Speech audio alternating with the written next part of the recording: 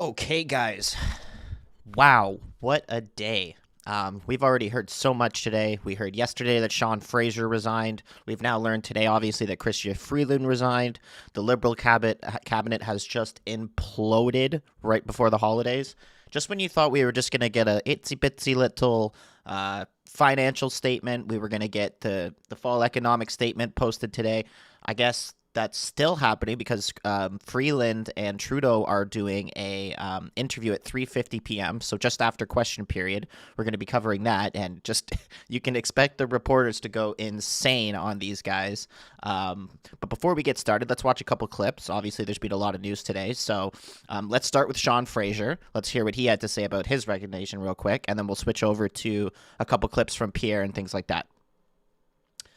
So let's get to this.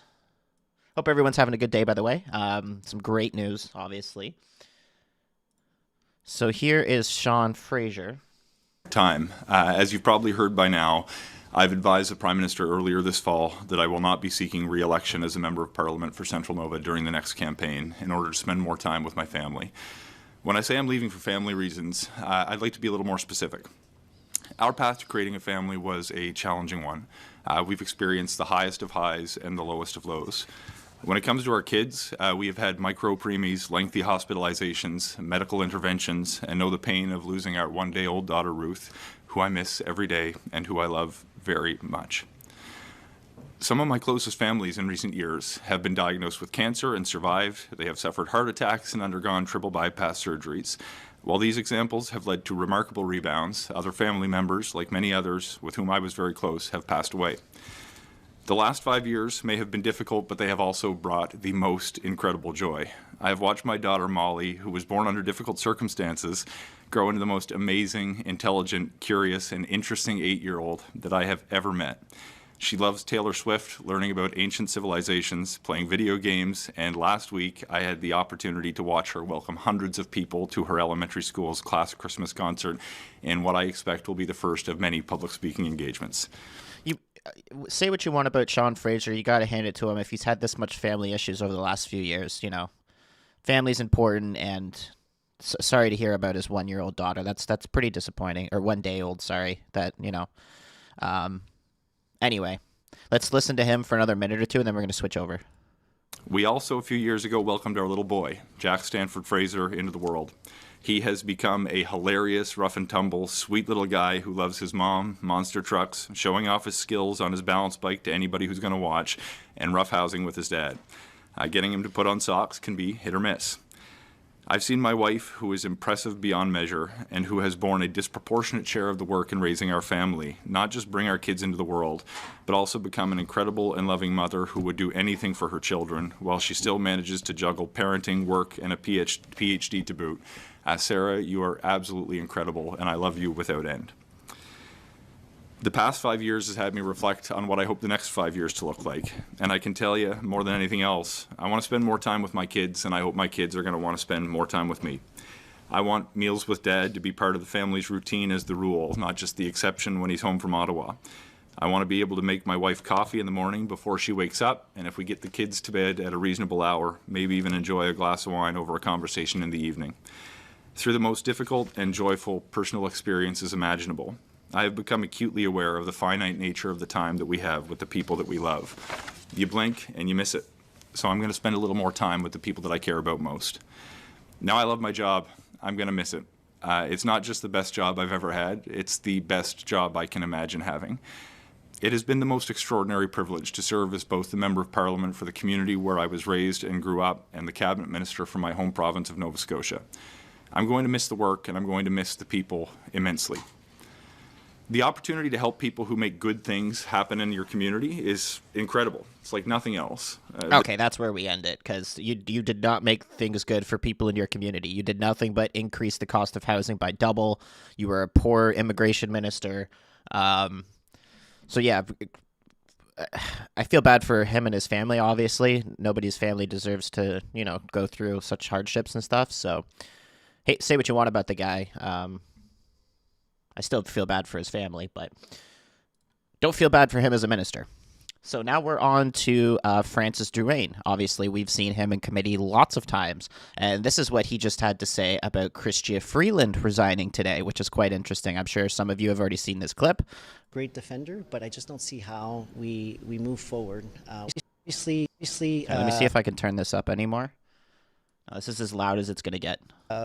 Many of my colleagues have put up, and I've been a great defender, but I just don't see how we move forward without having a future minister resign. Today was supposed to be a presentation of a plan, and now we're talking about a finance minister who has resigned. I don't see how this helps the Prime Minister, and I don't see a way out and how this helps us talk about Canadians while we're continuing to talk about what's happening right now. So he needs to go. Sorry, I'd like to hear you say. I think he needs to go, yeah. Justin Trudeau. Yep. Yeah. I think today's resignation is a sign of that. I absolutely agree with that. That's the end of that clip. It was just a 30-second clip or whatever. But I actually agree with him. I think Freeland resigning, the first woman finance minister, is going to look horrible on the Liberal Party. We already had the Conservatives last week completely ripping on the Liberals for basically muzzling Freeland, and now they've made her resign. Oh man, that's just going to be extra fuel for Pierre Poilievre today in question period. I mean, that's just not a good look. Doug Ford even reacts to Chrystia Freeland resigning. So let's hear what Ford had to say. Right,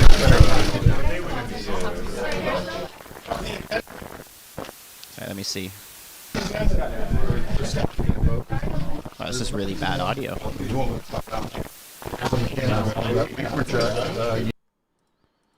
Do we even get the audio? So we're very grateful. Premier, you must be concerned about.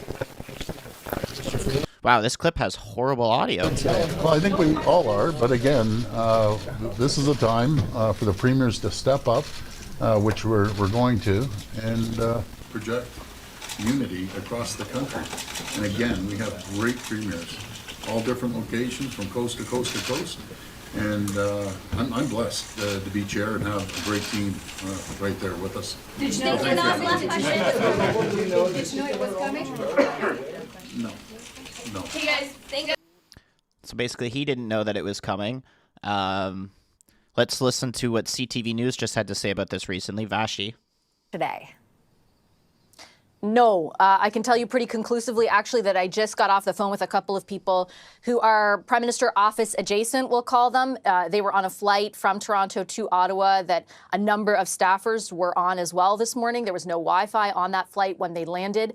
The news had just come about this resignation, about the finance minister's resignation, and they were all completely taken aback. I am told that there was virtually no heads up that this was going to happen. And both Colton and your other guests have really underscored the significance of this moment for the Liberal government. I mean, first, the timing of it, the fact that this is happening on a day when the finance minister was expected to table the fall economic statement. And I can tell you right until Thursday evening, Friday morning, that was the plan, because we were arranging an interview with the finance minister for 5 o'clock Eastern tonight when Power Play was about to get underway. So things were progressing, as you heard, and as you've been reporting all morning, as we've been listening to. The finance minister said that she had a conversation with the Prime Minister on Friday. Quote, "You told me you no longer want me to serve as your finance minister and offered me another position in the cabinet. Upon reflection," she writes, "I have concluded the only honest and viable path is for me to resign from the cabinet."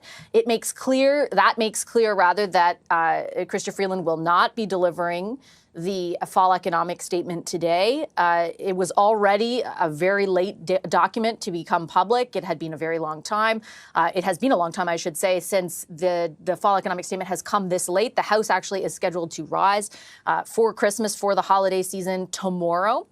So this was not really going to unfold this way until the announcement was made by the finance minister. We are, as Colton Perrell just reported, eagerly trying to figure out exactly what that means for the fall economic statement, for its tabling, who will present it. So far, I'm just checking my messages right now. I have definitely reached out to multiple people in the Prime Minister's office to try and ascertain who that will be, how that will happen. I don't yet have a response. When I do, I will share it with you.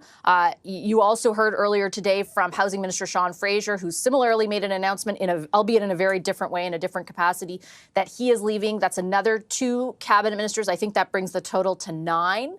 All of this against the backdrop that the Prime Minister's office has been engaged in conversations with former Bank of Canada Governor Mark Carney about bringing him into cabinet, likely as finance minister. What all of this does for that is another question as well. So we're going to keep our eye, of course, up on Parliament Hill, just across the street from where I am right now, as ministers eventually emerge from cabinet. You can only imagine what's happening inside that room right now. And then also, if we get any responses about who I would love to be a fly on that wall.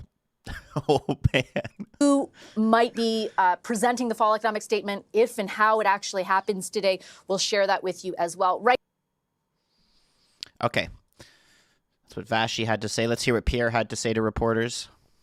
Much everyone for being here today. What we are seeing is the government of Canada itself is spiraling out of control right before our eyes and at the very worst time.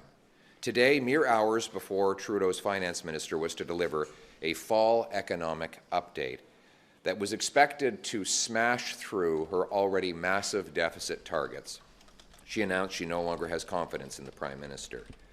Canadians were already anxious about the reckless $40 billion deficit the government had announced last spring, but today, in mere hours, they were expected to learn that it was much higher than that, threatening our social programs and our fiscal stability right in the middle of a potential trade war. The Prime Minister, with the help and instigation of carbon tax Carney, pushed Ms. Freeland to bring on massive, unsustainable, irresponsible spending increases that blew through her self-imposed guardrail. He thought that he would simply push her through that guardrail and off the cliff so that she, and not he and Mr. Carney, would take the blame for the crisis that he and they caused. To continue the chaos, think of this. The moment the finance minister resigned, the government's published order of precedent meant that François-Philippe Champagne instantaneously became the finance minister. But now he tells us he doesn't have the job and doesn't want the job. So it goes to the next minister who's on the published order of precedent, and that is Randy Boissonnault, more commonly known as the two Randys, the gentleman who had to resign because he falsely claimed he was Indigenous, falsely claimed that there were more than one Randy when it was all him and all in his head. And he is now technically our finance minister as we speak. That is absolutely insane. Randy Boissonnault being finance minister is crazy. We don't know for sure, though, if he'll still be finance minister in 3.5 hours when the scheduled fall economic update is expected to land. That update, by the way, is currently covered by a black blanket underneath a table. No one is allowed to look at it, even though journalists and parliamentarians showed up to read it in briefing rooms to this day, earlier today. So here we are. Everything is spiraling out of control. Out of control spending and bureaucracy has doubled housing costs, with 1,400 homeless encampments taking over Ontario alone. Out of control immigration has led to refugee camps opening in suburban Canada. And then we have 500,000 people in the country illegally, according to government estimates. Out of control crime overtakes our once tranquil streets, with gun crime having doubled. Out of control drugs and disorder add to the chaos, with 47,000 of our people dead of overdoses since Trudeau legalized drug laws, stopped enforcing them, and allowed limitless sums of fentanyl ingredients into our country. Out of control inflation has followed out of control money printing, which has sent out of control demand to our food banks, which are running out of food altogether. Out of control spending has doubled our national debt, boosted interest rates, and threatened our social programs. And it's not just Freeland who thinks this Prime Minister is out of control. Now Housing Minister Sean Fraser has resigned in the middle of a housing crisis. The Minister is resigning, the Finance Minister is resigning in the middle of an economic crisis, and a fifth of his Liberal Caucus has lost confidence in him. Justin Trudeau has lost control, and yet he clings to power. We cannot accept this kind of chaos, division, weakness, while we're staring down the barrel of a 25% tariff from our biggest trading partner and closest ally, which, by the way, is headed by a newly elected president with a strong and fresh mandate, a man who can spot weakness from a mile away. Ms. Freeland has been Mr. Trudeau's most trusted minister now for a decade, for 9 years. She knows him better than anyone, and she knows that he's out of control. She said this: "Our country faces a grave challenge. The incoming administration in the United States is pursuing a policy of aggressive economic nationalism, including the threat of a 25% tariff. We need to take that threat extremely seriously. That means we have to keep our fiscal firepower dry today, so we have the reserves we may need for a coming tariff war. That means eschewing costly political gimmicks, which we can ill afford, and which makes Canadians doubt that we recognize the gravity of the moment. I know Canadians would recognize and respect such an approach. They know we are working for them.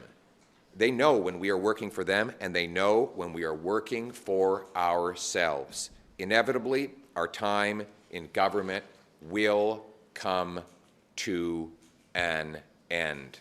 Will come to an end," she said, and I quote. And it is coming to an end, because we simply cannot go on like this. And it is up to Jagmeet Singh now to make that realization. Mr. Trudeau is being held in office by one man, Jagmeet Singh. A fifth of Liberal MPs have written a letter for him to resign. His deputy prime minister has walked out on him. His housing minister has quit.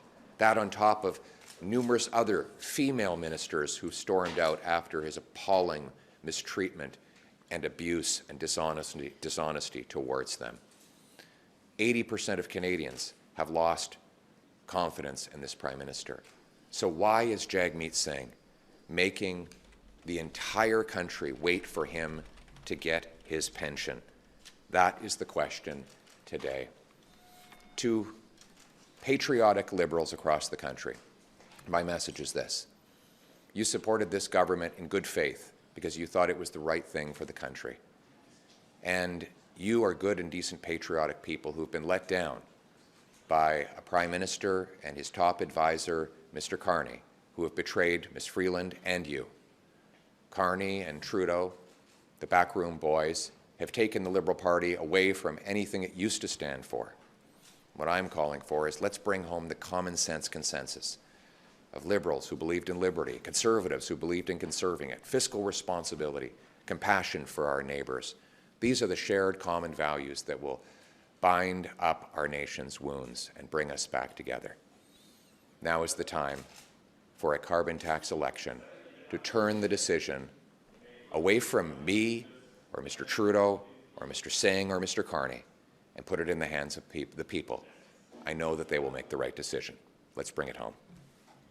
Mr. Poilievre. Okay, so just before reporters ask questions, if anybody missed that, Champagne was offered the finance minister role, and he's turned it down.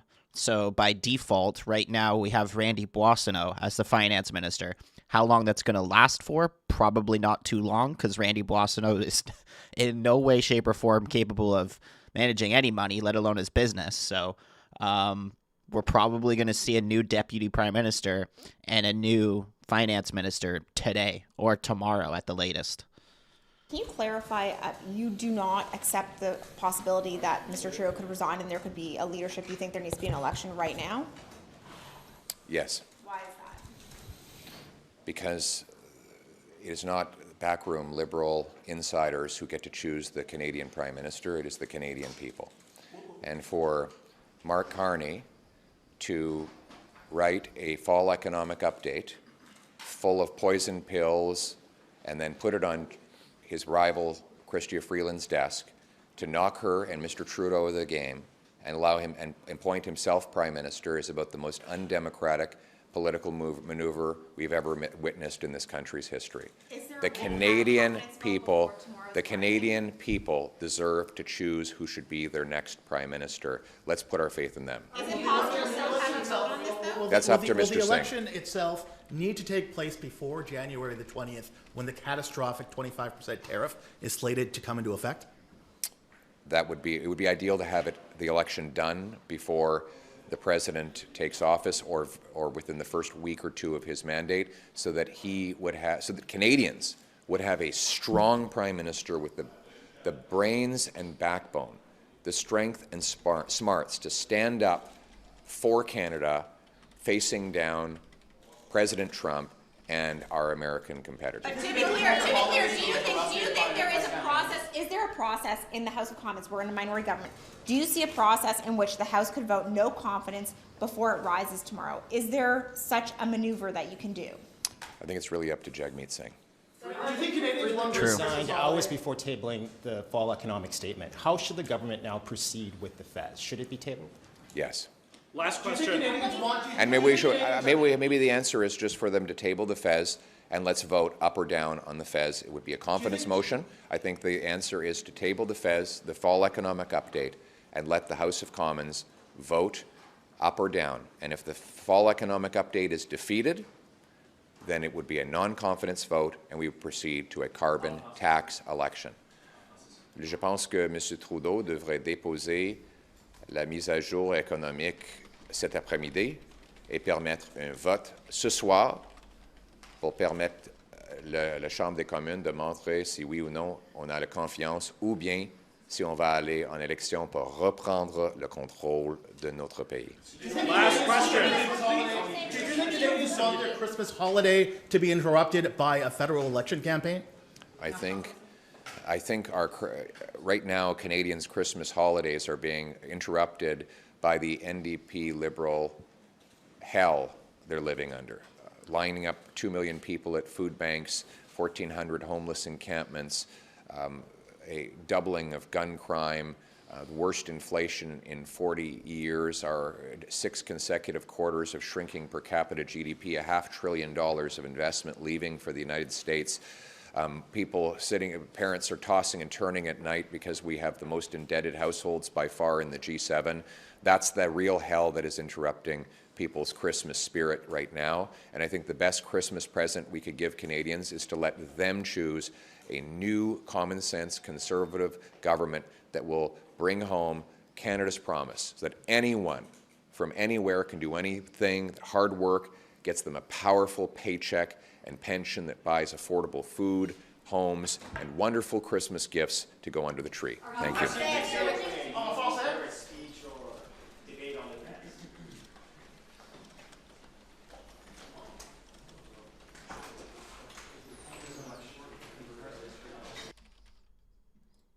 Okay, so there's that. Let's see if there's anything else that we can tune into while we're waiting.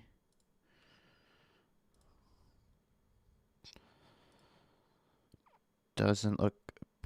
Premier's comment. Okay. Let's see what they have to say about that while we're waiting.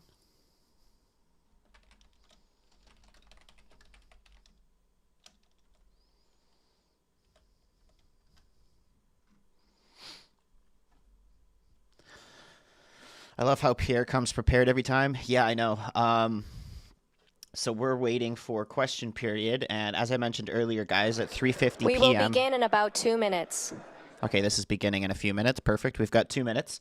At 3:50 p.m., we're getting the Prime Minister, and it's for some reason it still says Deputy Prime Minister and Minister of Finance Chrystia Freeland will participate in a media coverage.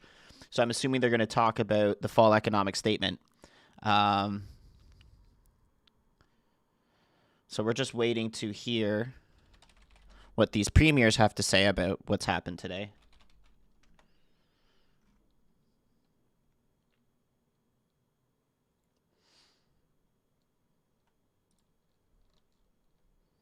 Question period is going to be nuts. Yes, question period is going to be insane. We've got question period in 20 minutes.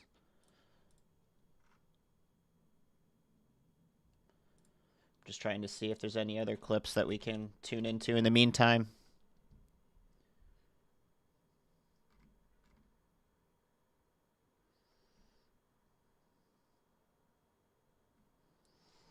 Here's one.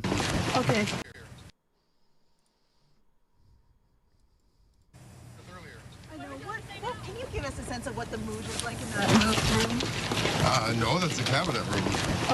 Do you think Canadians have confidence in the Prime Minister?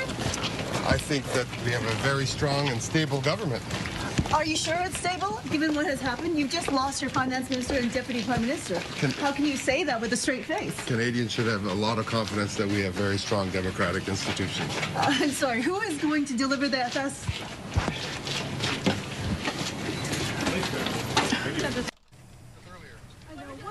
Can you give us a sense of what the mood was like in that room?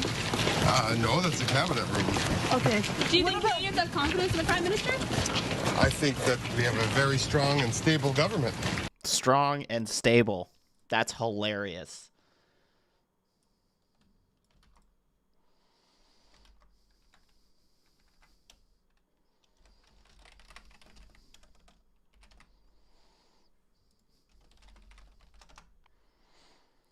Good day to watch politics? Yes, it is.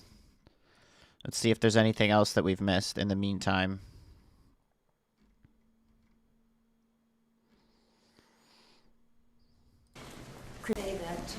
Oh no, Anita's all sad. Boo-hoo. Someone play a tiny violin. I missed the super chat. Mr. G, thank you so much, man. Appreciate you.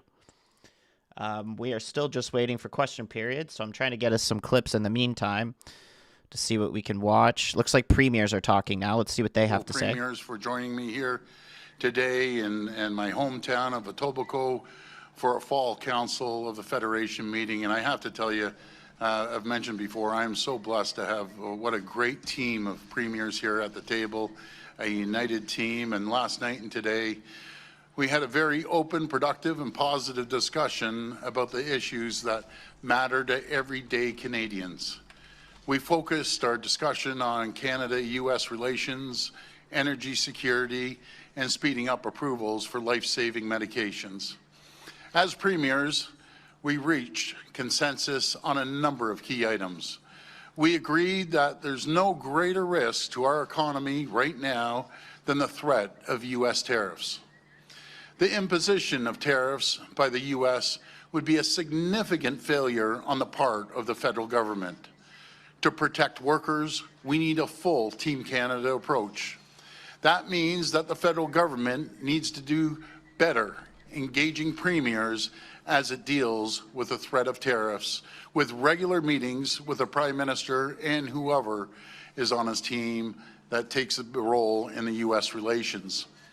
I can tell you all premiers have been clear that this strategy needs to include a plan to accelerate reaching our NATO 2% target and proactive measures to better secure our border on both sides. Premiers have been briefed on the federal government's plan, but we need more details about how and when it will be implemented. It's critical that the federal government's border plan demonstrates strong and visible action that shows Canada is serious. We agreed to lead a premier's mission to Washington in February to continue to engage with key U.S. lawmakers and cabinet officials once the new administration is sworn in.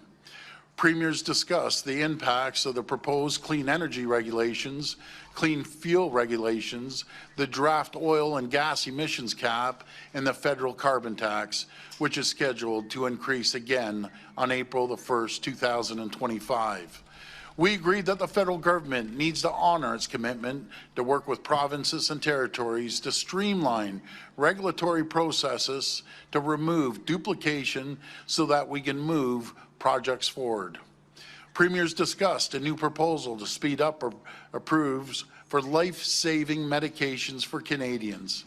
Canada currently ranks last in the G7 in the time it takes to approve and provide access to medication. This needs to change. Premiers agreed to direct our ministers of health to develop a plan for a new pilot project that would cut the drug approval process by 9 months and get drugs to patients as soon as they receive a positive funding recommendation from Canada's drug agency. This proposal would cover 7 to 10 cancer drugs each year that have been approved by Health Canada through Project Orbis. Negotiations would begin immediately to determine the final list price, with manufacturers accepting specific obligations around cost and coverage. This proposal... Hold on. We're going to tune into the House, actually. I want to hear what the Conservatives are saying before question period. We see crime on the rise, hate crimes on the rise. The cost of everything is out of control. It's because they have a government that's worked against them. They have a leader in the NDP that has propped up this corrupt Liberal government for 9 years, and now he's doing it just out of spite, just to get his $2.2 million pension. Canadians will remember this. Canadians will remember this at the next election. It is time for this government, it's their time to come to an end now. We have to give that power back to the people where it belongs. There's only one leader in this entire House of Commons that will bring the power back to the people. That's the Conservative leader and the member for Carleton. Hear, hear.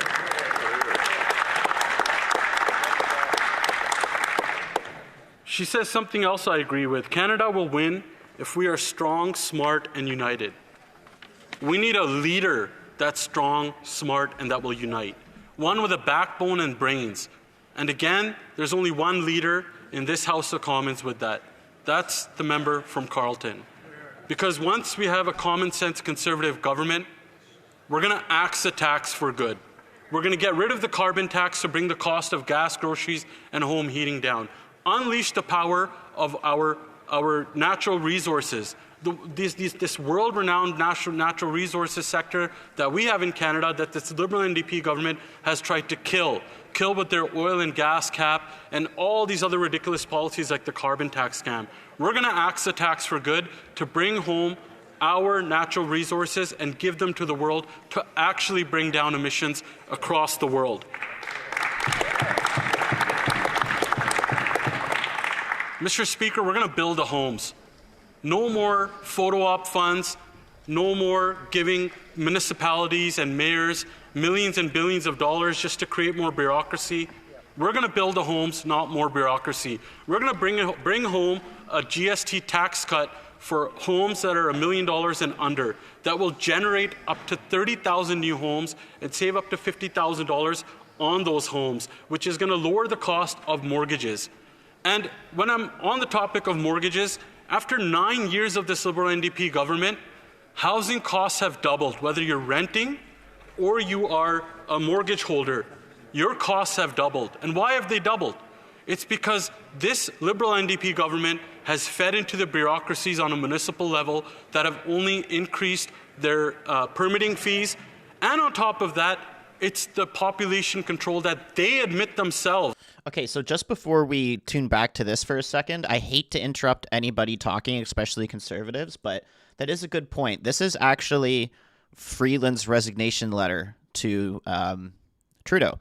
He said, she says, "Dear Prime Minister, it has been the honor of my life to serve in government, working for Canada and Canadians. We have accomplished a lot together. On Friday, you told me you no longer wanted me to serve as your finance minister and offered me another position in cabinet. Upon reflection, I have concluded that the only honest and viable path for me is to resign from the cabinet." So in other words, she doesn't want to do anything else. To be effective, a minister must speak on behalf of the Prime Minister and with his full confidence. In making your decision, you made it clear that I no longer credibly enjoy that confidence and possess the authority that comes with it. For the past number of weeks, you and I have found ourselves at odds about the best path forward for Canada. So people in the media were right saying that Trudeau and Freeland have been arguing back and forth about the Trump tariffs. Our country faces a grave challenge. The incoming administration in the United States is pursuing a policy of aggressive economic nationalism, including a threat of a 25% tariff.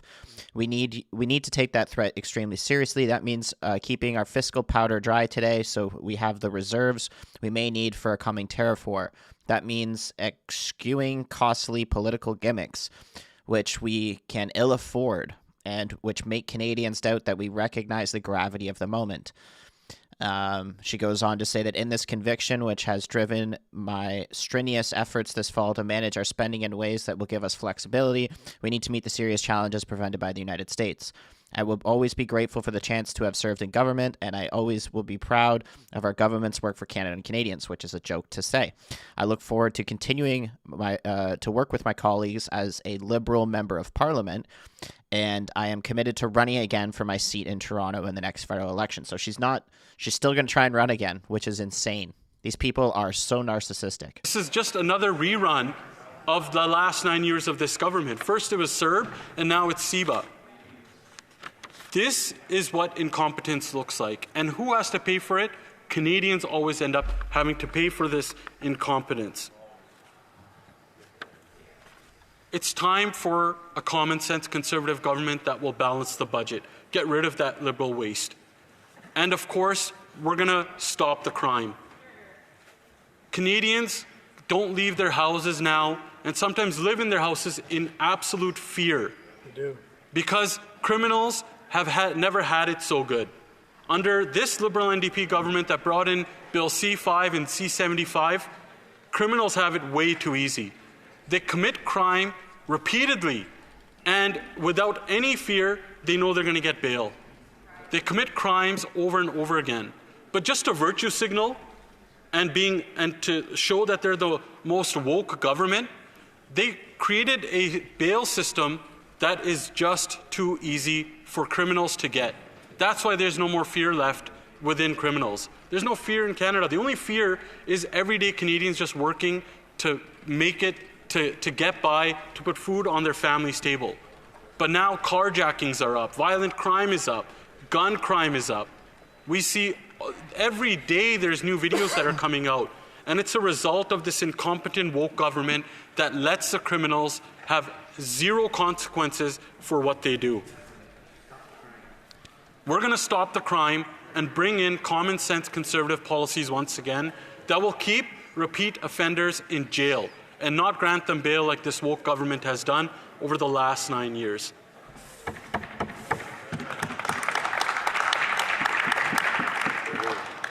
When my parents came here because Canada used to have this reputation where you could work hard and you could either get by or get ahead. Canada used to be a country where one paycheck used to be able to run the household. One paycheck used to be able to get you a house, whether you wanted a mortgage or rent. One paycheck used to be able to afford groceries for the week. One paycheck used to put your kids through school. One paycheck used to be able to put your kids in other activities. But after 9 years of this Liberal NDP government, that Canadian dream that my parents came for, that Canadians, whether you were born here or you immigrated here for, it's broken. It's broken. The reputation is broken because this weak, woke, fake feminist Prime Minister broke Canada. And it's time for a common sense Conservative government led by our common sense Conservative leader, the member from Carleton, to not only unite Canadians, but it's time to rebuild that Canadian dream and finally have a country where we can proudly stand and say we're from Canada. One where we see our flag and the rest of the world sees our flag and they know it's represented by a competent leader that has brains and a backbone to stand up for Canadians and do what's best for Canada first.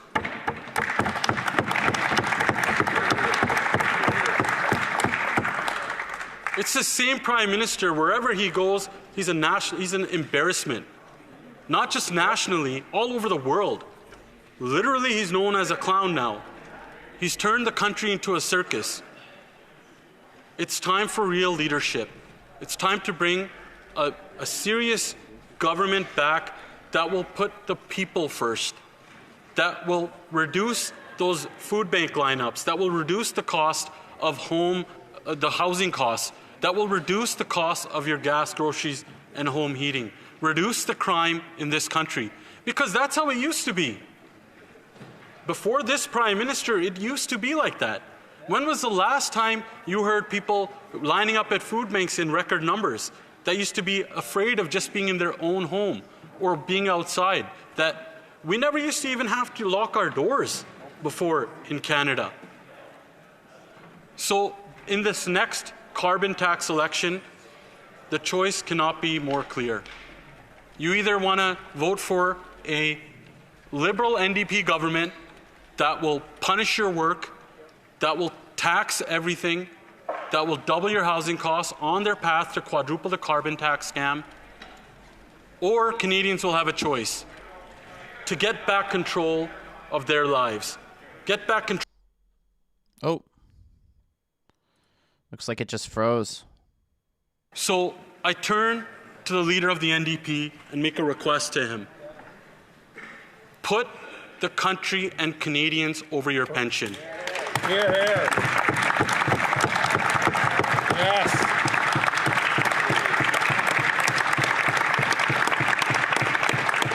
Enough is enough.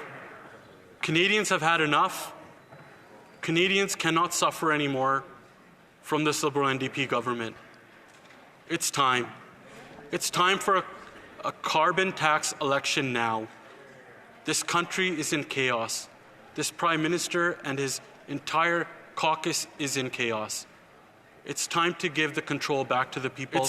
It's time to give this country a common sense Conservative government under the leader of the common sense Conservatives, from the member from Carleton. Let's bring home that Canada that we all once knew and still love. Let's bring it home, Mr. Speaker. Bring it home. Here, here. Of the common sense Conservatives, Whoa. from the member from Carleton, let's bring home that Canada that we What's all with once Parliament knew and today? still love. Let's bring it home, Mr. Speaker. Bring it home. That's not me. That's just Parliament's Now, just we'll feed is have bad. about 3 minutes of questions and comments. I just wanted to also remind colleagues when usage of certain words. I know we started off using the HE double hockey stick, and that's one of those terms that we use as an Oh, man. What is going on? Luckily, I have this up on another feed. And this one froze, too. No way they don't want us to see stuff today. The Canada is not broken. The Conservatives inside the chamber and outside the chamber go around saying how Canada is broken, Mr. Speaker, when in fact it is the best country in the world to call home. Hear, hear. I can tell shut members up, Kevin. opposite that Canada is not broken. We have doubled the number of jobs that have been created since Stephen Harper and the leader of the Conservative Party sat around his cabinet table, Mr. Speaker.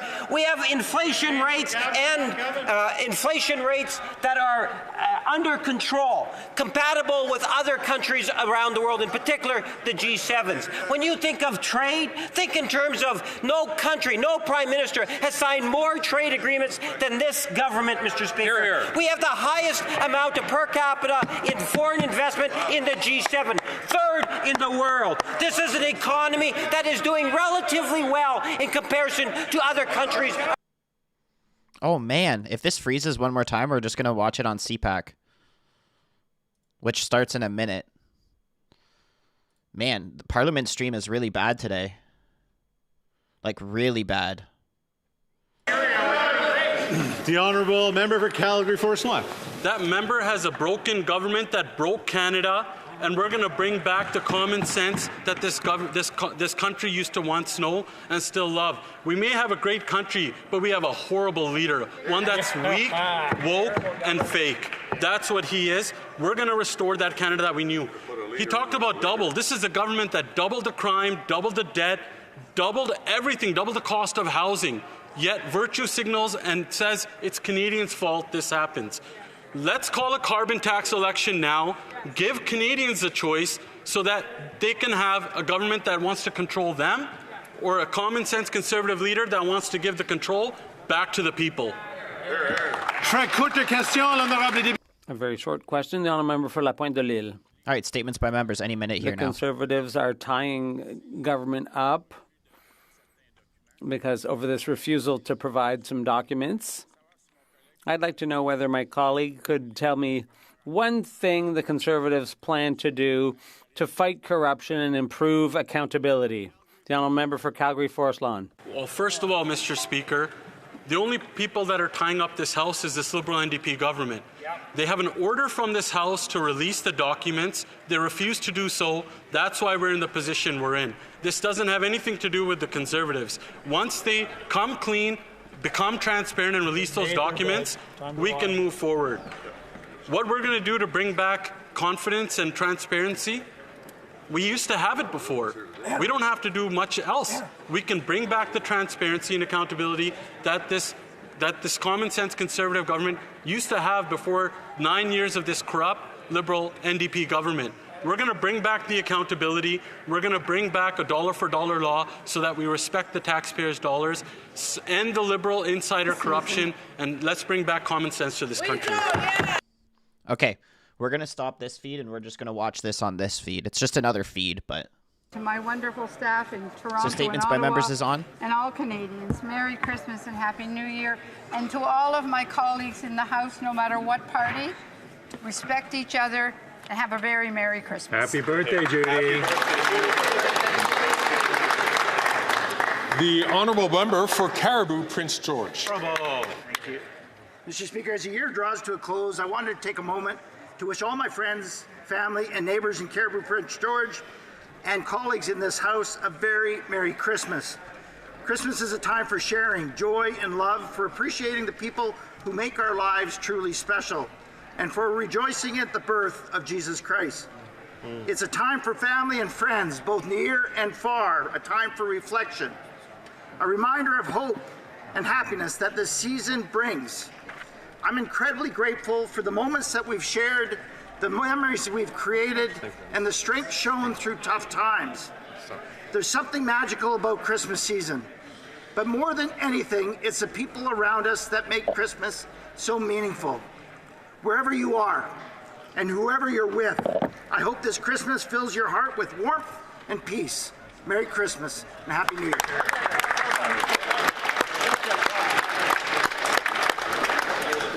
If I could invite members to please take their seats.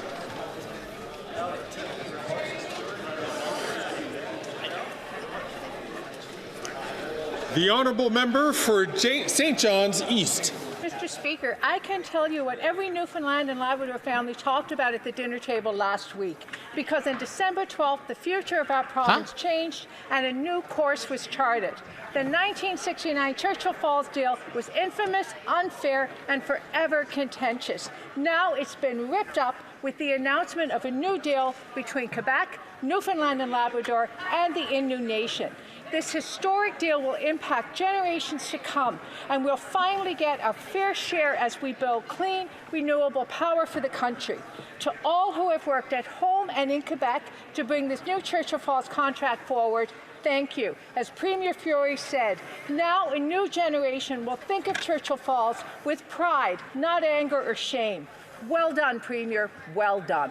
Great work. L'honorable député de Pointe-de-L'Île. The honourable member for La Pointe-de-L'Île.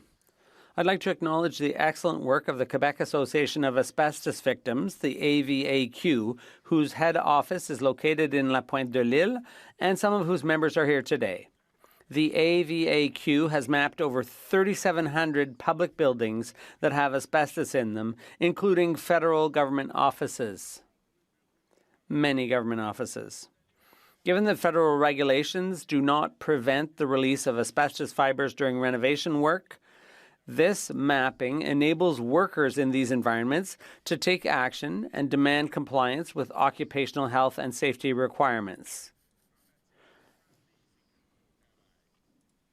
I'm proud to have supported this initiative, and I urge managers of public buildings to identify and locate their facilities that contain asbestos and to take steps to prevent the risk of their renovations causing occupational illnesses.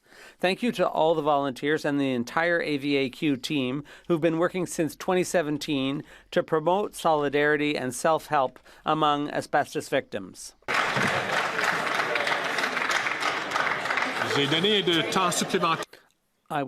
I gave the member extra time because he had some guests here, and I would encourage all guests to be quiet. Just carry on their conversations more quietly. L'honorable député de Sac. The honourable member for Sackville, Preston, Chesapeake. Thank you, Mr. Speaker, and don't worry. Here, and I've been getting into the Christmas spirit. I've been doing my Christmas shopping at some of the fantastic craft markets right across Sackville, Preston, Chesapeake. Earlier this month, I had the pleasure of joining the community of Fall River for their annual Christmas tree lighting, and I enjoyed a pancake breakfast with Santa Claus and my grandkids during his visit, of course, to Beaverback Kizak Community Centre. To the volunteers of Sackville, Preston, Chesapeake, and across Canada, thank you for your incredible generosity and stewardship. Your kindness, it truly embodies the spirit of the season. Happy holidays, everyone. Bon fat. Bon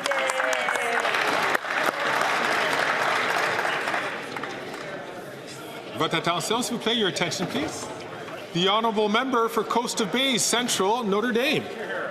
Mr. Speaker, I rise today to pay homage to the anniversary that unfolded on December 12, 1985 in the town of Gander that rippled across nations. Air Flight 1285 carrying 248 American servicemen crashed that day shortly after takeoff. They were returning home for Christmas to Fort Campbell, Kentucky after a peacekeeping tour in Sinai. All aboard, including 8 crew members, perished. It remains one of the deadliest aviation disasters in Canadian history, a somber moment etched in the collective memory of both Canada and the United States. On December 12th, as in years before, the people of Gander gathered at the Silent Witness Memorial on the site of the 1985 tragedy to remember not just the lives that were lost, but the ideals that these servicemen upheld: service, sacrifice, and the hope of peace. By honoring their memory, we continue to ensure their legacy endures. May they rest in peace.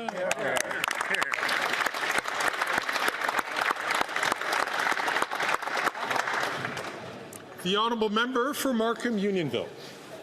Mr. Speaker, as the holiday season approaches, I would like to take a moment to reflect on the spirit of unity and kindness that defines our great nation. In Markham Unionville, we celebrate the rich diversity of our community, where people of all backgrounds come together to share and participate in the joy of the season. This is a time for family, for giving, and for valuing the connections that binds us all. The holidays reminds us of the importance of compassion and inclusivity, so let us carry this spirit to the new year and embrace the strength in our differences. On behalf of the people of Markham Unionville, I wish the House, their family, and all Canadians a joyous and peaceful holiday season. And to my family, my wife Monica, my son Andrew, Melissa and Ashley, Merry Christmas, and I hope Santa is good to all of you. Merry Christmas all. Good job. The Honourable Member for Winnipeg North. Yes, thank you, Mr. Speaker. You know, Canada has a very special relationship with the Philippines, Mr. Speaker. 75 years of diplomacy, and that is something that is worthy in terms of recognizing, because earlier this month, we actually had a large trade mission to the Philippines, Mr. Speaker. It was like businesses speed dating with other businesses, exploring people-to-people ties, and how that's going to make a difference not only for Canada, but also the Philippines, Mr. Speaker. These are the types of initiatives that make a difference. At the trade mission, we found out that Air Canada is going to have 4 direct flights from Vancouver to Manila return a week come April, Mr. Speaker. Again, this is good news for those that look to the Philippines in ways in which we can expand that relationship. Most importantly, Mr. Speaker, we have begun the discussion for exploratory discussions on a trade agreement. 2 thumbs up for the relationship between Canada and the Philippines. Thank you, Mr. Speaker. The Honourable Member for Calgary Shepherd. This week we mark Yalda, an old Aramaic word marking Shao Chala Hanari. It marks the winter solstice, an ancient practice celebrated for thousands of years across Iran and surrounding states. It's also called Pomegranate Night by Kurds from Merjalat. Yalda falls on the longest night of the year and symbolizes the renewal of light over darkness, a time for reflection and hope. Yet in Iran, the light of Yalda represented is dimmed by the Islamic regime that continues to suppress free speech and women's rights. Recently, Paris to Amadi, a courageous singer, was arrested for performing solo and without the forced hijab at a caravanserai in Caviar National Park, defying those oppressive Islamic laws. Her courage echoes that of others like Armita Garavan and Jinia Amini, murdered by the regime, or Nilufar Hamedi and Narges Mohammadi, who continue to fight for justice. So to all those celebrating Yalda in Canada, Shao Chila Hanari Piruz, Jin Jiyan Azadi, Zen Sendagi Azadi. Wow.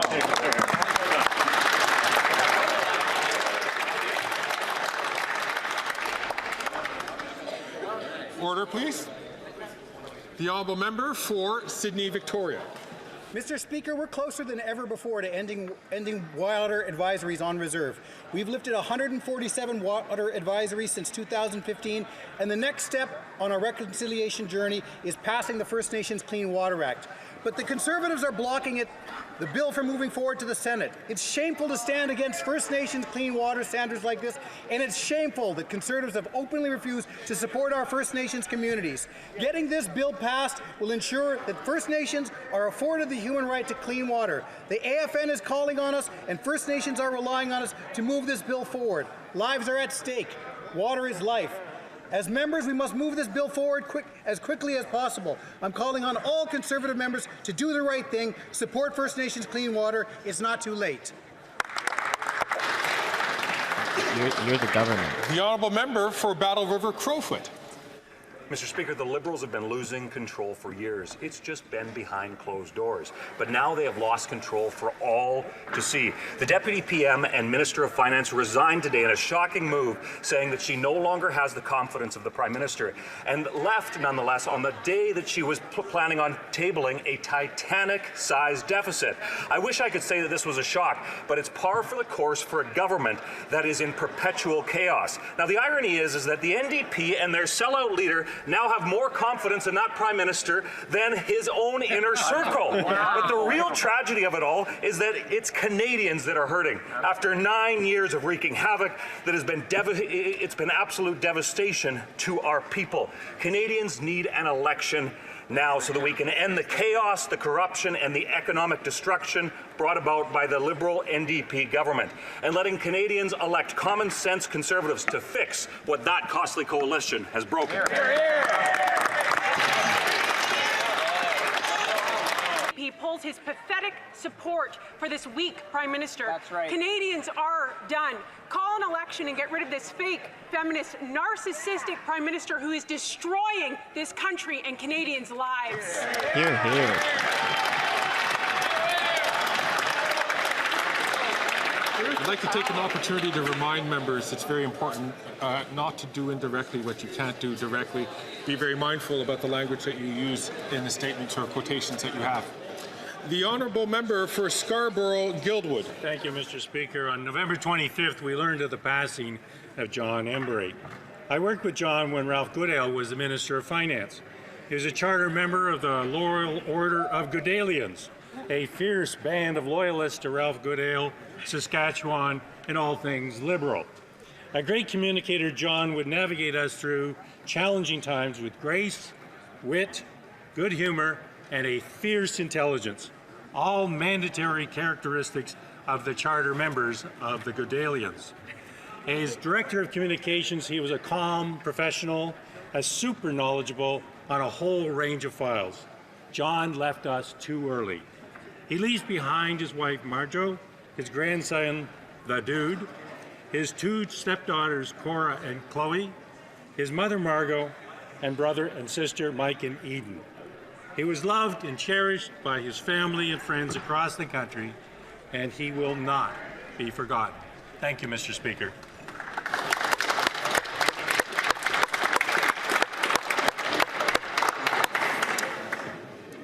The honourable member for Vancouver East.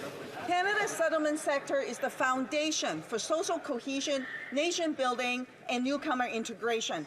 Over 800 agencies are funded by RRCC to deliver a range of services such as language class with childcare support, employment and career training, trauma-informed programs, family centers, and so much more.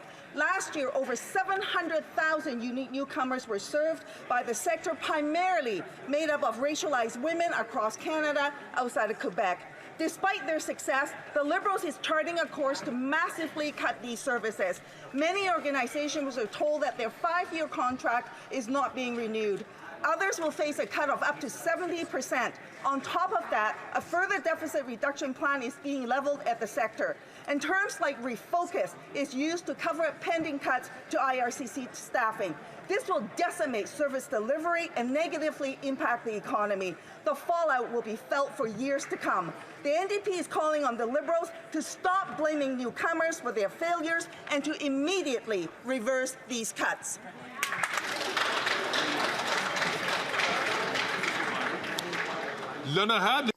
The Honourable Member for Berthier-Masquinongé. I'd like to highlight today the work of an extraordinary politician.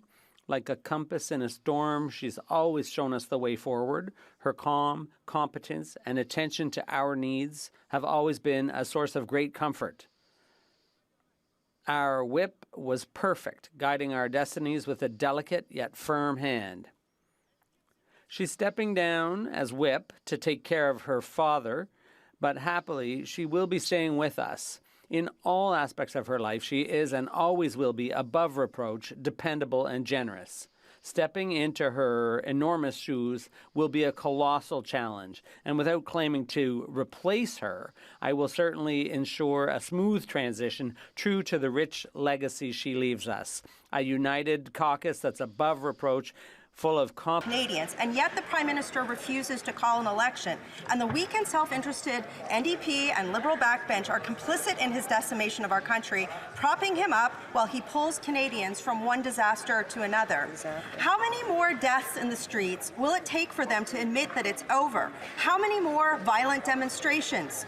Business closures, lost jobs, lost homes, encampments of refugees in Canada's suburbs, tariff wars with allies. One man's ego is not worth this cost. No single person matters more than our country. Team Canada wants the Prime Minister to take his own advice and do the right thing. Call an election now. Let's bring it home. Yeah,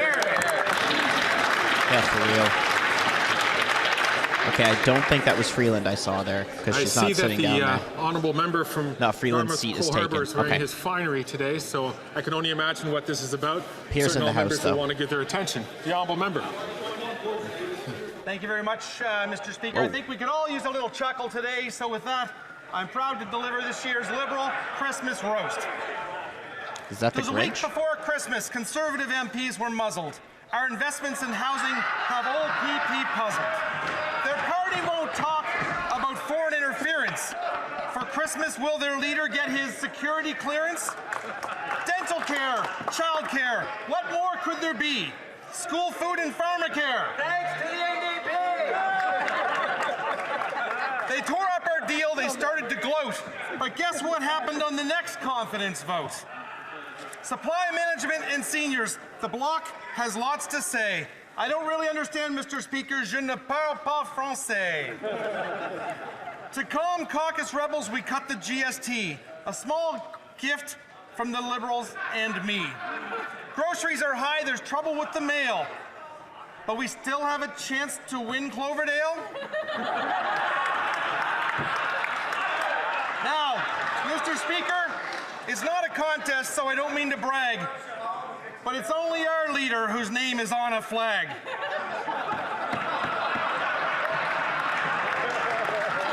Yeah, the F Trudeau flags. One final thought, though, Mr. Speaker. One final thought, though. Canada ain't broke, though I will admit we may be a bit woke. Mr. Speaker, colleagues, Merry Christmas and Happy Holidays, too. May we all get a Christmas card from a Randy or two. Did he just bash his own party? May we all get a Christmas card from a Randy or two? Even the Conservatives are clapping. They like that. That was funny. He stayed up all night working on that. He actually bashed his own party.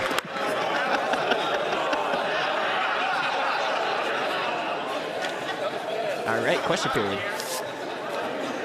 Questions allowed. Come on, Greg.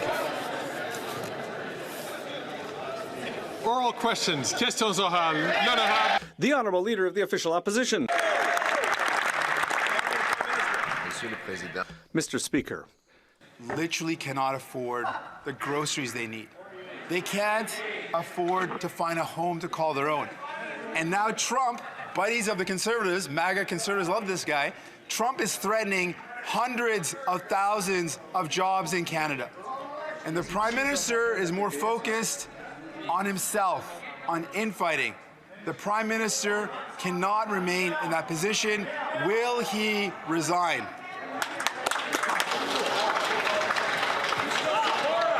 The Honourable Minister for Innovation. Mr. Speaker, this is not the time for slogan. This is not the time for partisanship.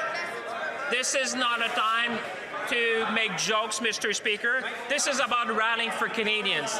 This is a time where Canadians need to know that this House and all the members are standing behind them, that we're going to invest in Canadians, that we're going to invest in this country, that we're going to invest in our workers, and that we're going to invest in our industry, Mr. Speaker, and that we're going to prepare Canada to be the best prepared to be able to deal with our U.S. friends. Mr. Speaker, this is a time where we show that we're all Canadians.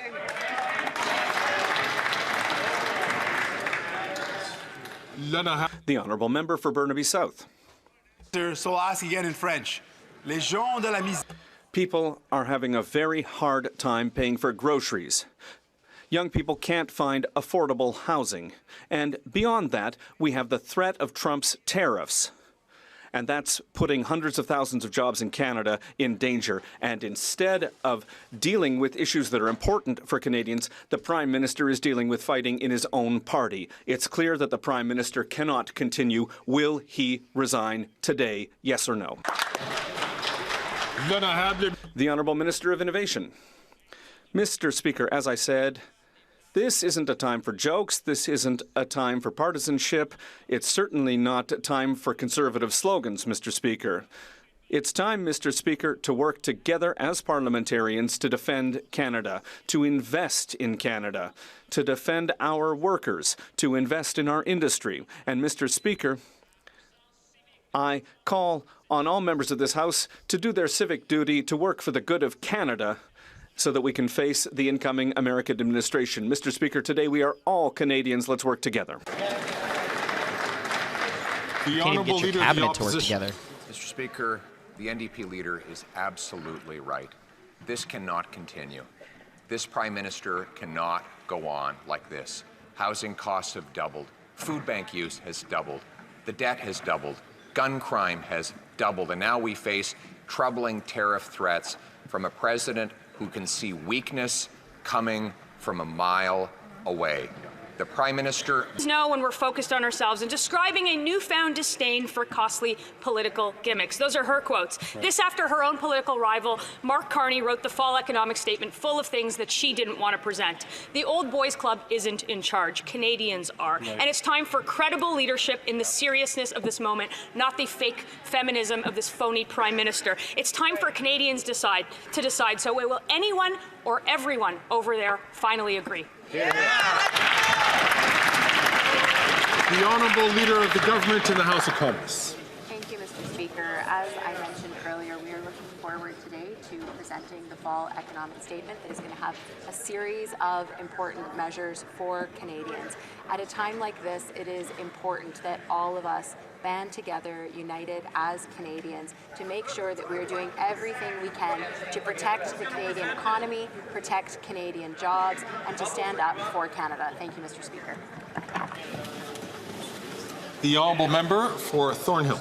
Mr. Speaker, they can't even stand by each other. Hours before delivering the fiscal update, the finance minister resigned. She lost confidence in the Prime Minister. Last night, the failed housing minister and the worst immigration minister in the history of this country also resigned. A couple of Randys, and now they're up to 9 ministers that need to be replaced. He's lost control of the government.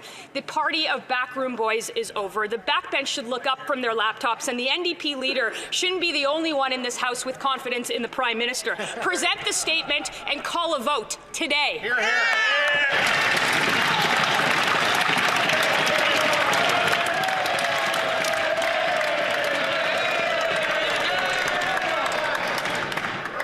Again, I'm just going to, for the last time, order. Order. I'm going to ask members once again to remind themselves not to refer to members by their first names. The Honourable Minister for Housing, Infrastructure and Communities.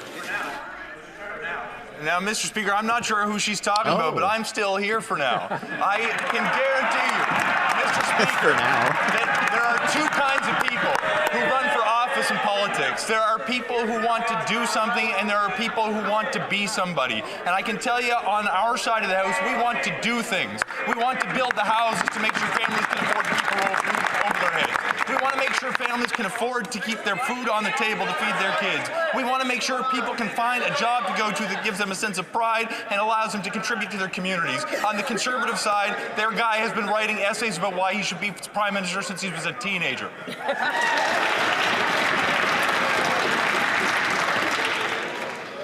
The Honourable Member for Calgary Nose Hill. On Friday, the Prime Minister told Canada's first female finance minister but she was fired, but to keep sweet and present their wildly overspent budget on Monday so that he and an unelected man, Mark Carbon Tax Carney, wouldn't have to take the blame for their broken budget. He then, unbothered, released a video of him making cinnamon buns to get the women folks' vote. How can any woman in that caucus defend that man instead of calling for an election now?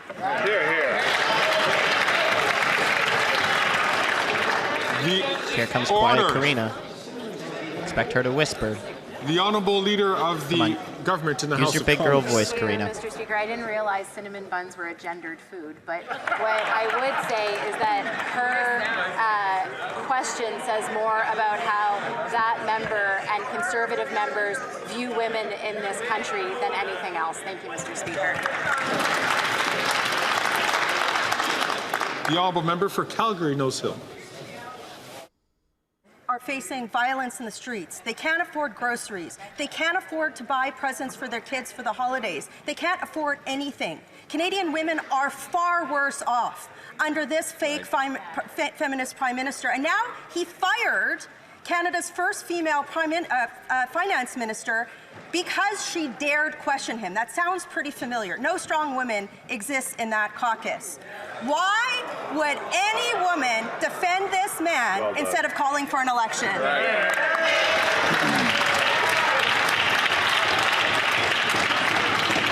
The Honourable Leader of the Government in the House of Commons.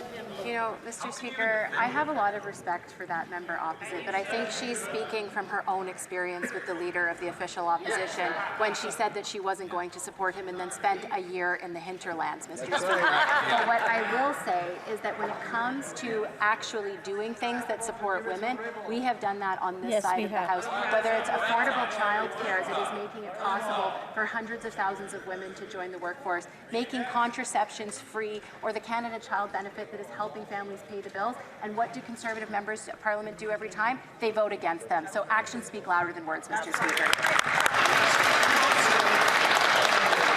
The Honourable Member for Wellington Halton Hills. Mr. Speaker, this Prime Minister has lost control. He's lost control of the economy. He's lost control of immigration. He's lost control of so many files. And now he's lost control of the government. It's long past time for an election. This Prime Minister has sat too long here for any good that he has been doing. In the name of God, will he go to Rideau Hall, call an election, and end the chaos? Here, here. Here, here.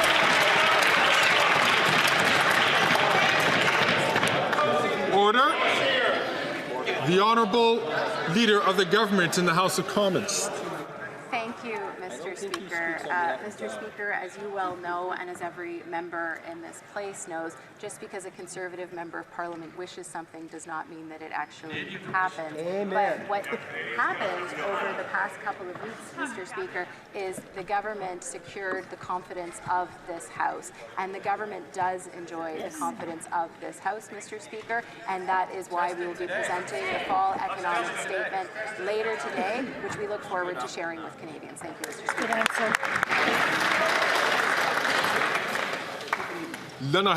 The Honourable Member for La Prairie.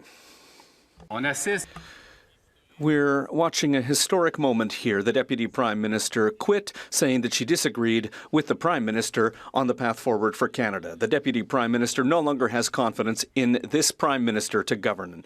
Her lack of confidence is added to that of 8 other ministers. The Prime Minister can't claim to have the confidence of the people if he doesn't even have the confidence of his own ministers. Will he do the democratic thing and put his future in the hands of the people and call elections? The Honourable Minister of Innovation. Mr. Speaker, on this side of the House, I know that all of our colleagues want to work for Quebec and the entire country, Mr. Speaker. At a time like this, what Quebecers expect is not to hear fiery slogans, Mr. Speaker. They expect us to work together. This is a moment where we need to work together to prepare Quebec and Quebec's industry to face the American administration. We need to prepare Quebec and the rest of Canada to win in the 21st century economy. And I can tell all Quebecers that that's what we're doing on this side of the House. That's what we wake up and do every day, Mr. Speaker. We get up to serve Canadians. We want to be there for Quebecers and the whole country. We'll continue to do so. The Honourable Member for La Prairie. In 2020, the Prime Minister made Bill Morneau step down because he wasn't spending enough, and he put the current Deputy Prime Minister in his place. She has now quit because she wasn't spending enough. Imagine how much the third Finance Minister is going to have to spend to keep their job. They're going to have to go over to the NDP to find somebody who's ready to spend that much. Seriously, this is a disastrous economic statement. Will the Prime Minister resign? That was a good question. The Honourable Minister of Innovation. Mr. Speaker, Quebecers know that the Bloc likes to pick a fight, Mr. Speaker. But today, Mr. Speaker, the government is going to present a fall economic statement, Mr. Speaker, in which will show that we're there for Canada's industry and for workers across the country. At a time like now, Mr. Speaker, what Quebecers and Canadians expect from everyone, and especially from the Bloc Québécois, is that we be there to defend their interests, that we be there for families, for seniors. That's exactly what we're doing on this side of the House, and I hope the Bloc will stand up and support the government, Mr. Speaker. The Honourable Member for La Prairie. The government is getting ready to table an economic update without a finance minister. Nobody, not even the Liberals, wants to wear this economic statement. It's the ultimate proof that we can't go forward with a $60 billion deficit just to offer political gimmicks. A deficit for measures that neither Quebecers nor businesses have asked for. Measures in this have been denounced by economists, including in the finance department. It's not surprising that nobody in the Liberal Party wants to be responsible for it. Will the Prime Minister do the right thing and stop with these measures? The Honourable Minister of Innovation. Mr. Speaker, we want to move forward. If the Bloc wants to go backwards, that's up to them. But on this side, we're going to go forward, Mr. Speaker. Why? Because families in Quebec, Mr. Speaker, who are watching us, need a government that's there for them, that's there for dental care, for kids, for seniors, for industry, for Quebec, for Canada. Mr. Speaker, on this side of the House, we'll continue to fight. We will continue to fight every day for all Canadians because the country deserves that we be there to stand up for it, Mr. Speaker.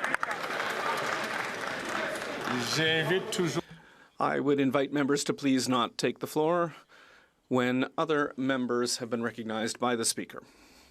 The Honourable Member for Charlebourg-Saint-Charles.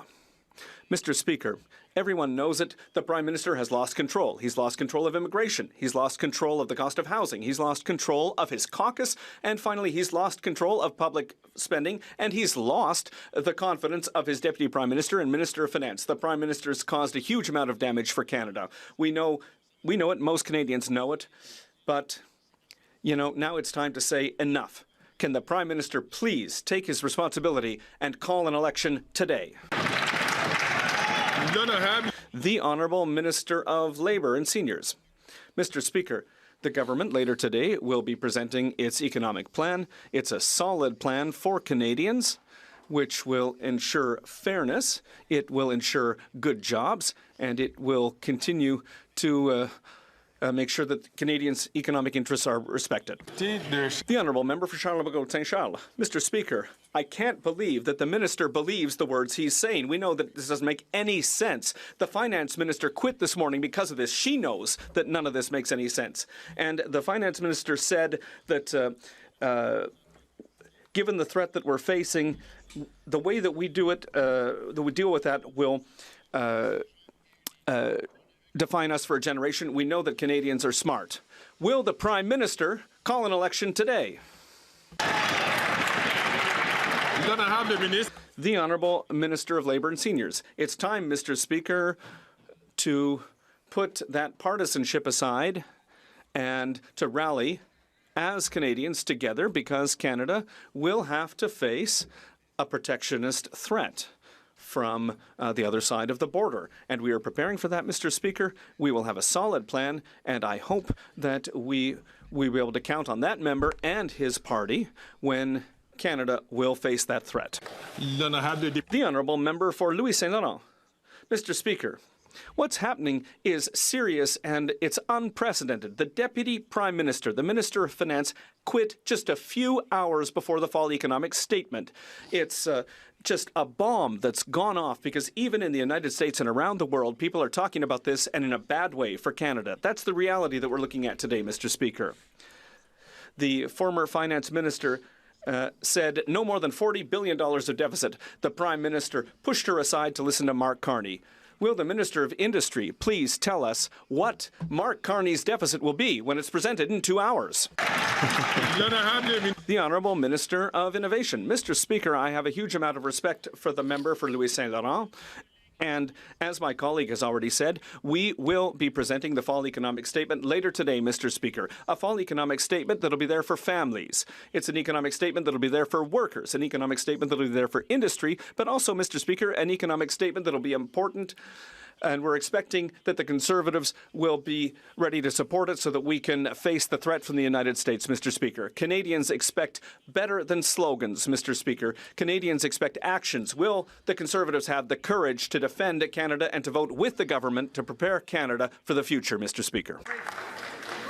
Nobody's clapping for him. For London Fanshawe. Mr. Speaker, I've heard that Liberals are a shiver, looking for a spine to crawl up, and we're seeing this play out in real time as they've let postal workers and, in fact, all workers down. At this time, when Canada Post CEOs got bonus after bonus while denying fair wages to its workers, this government continues to betray people and cave to corporate interests. As the former Deputy Prime Minister said, Canadians know when their government is not working for them, but working for themselves. New Democrats know where we stand. We stand up for workers every single day. When will this government do the same? The Honourable Minister of Labour and for Seniors. Mr. Speaker, Canada went through a 4-week postal strike where letter carriers, who we do thank for their service to Canadians and who I know we all have deep affinity for, were out for a very long time. Not only the government, but the Canada Industrial Relations Board has judged there to be a fundamental impasse in the negotiations. We have found an imaginative way forward, a way to get a collective agreement for Canada Post and its hardworking letter carriers, Mr. Speaker. The Honourable Member for Nanaimo Ladysmith. Mr. Speaker, they are not listening. The former Deputy Prime Minister said it best today. Canadians know when the government is working for them or for themselves. Well, the Liberals have made it clear where their focus lies. The Minister of Labour's out-of-touch response last week to postal workers is a slap in the face. They deserve safety at work and livable wages. People are tired of the Liberals and Conservatives siding with rich CEOs at their expense. Now Canadians want to know, will the Minister of Labour be the next to resign? Hear, hear. The Honourable Minister of Labour and for Seniors. Mr. Speaker, as that member well knows, postal workers and Canada Post were struggling to find a path forward at the negotiating table. It had gone on for 4 weeks. Canadians were, quite rightly, whether they were in Indigenous or remote communities, whether they were small business persons, whether they were people expecting medicines, Mr. Speaker, we were being pressed to act. We found an imaginative way forward with an industrial inquiry commission. We will ensure that Canada Post operates for the holidays, Mr. Speaker, and we're glad that we did. Good, good. The Honourable Member for Winnipeg South Centre. Mr. Speaker, I rise today to talk about something that's on everybody's mind. and that is the Canadian Dental Care Plan. Mr. Speaker, 1 out of 4 Canadians skipped a visit to the dentist because of the cost. But thanks to the Canadian Dental Care Plan, more than 1 million Canadians now receive that care, and every day that number continues to grow. Mr. Speaker, applications for the Canadian Dental Care Plan opened for adults with a valid disability tax credit earlier this year. Can the Minister of Diversity and Inclusion please tell us how persons with disabilities are being helped by this important plan? Thank you, Mr. Speaker.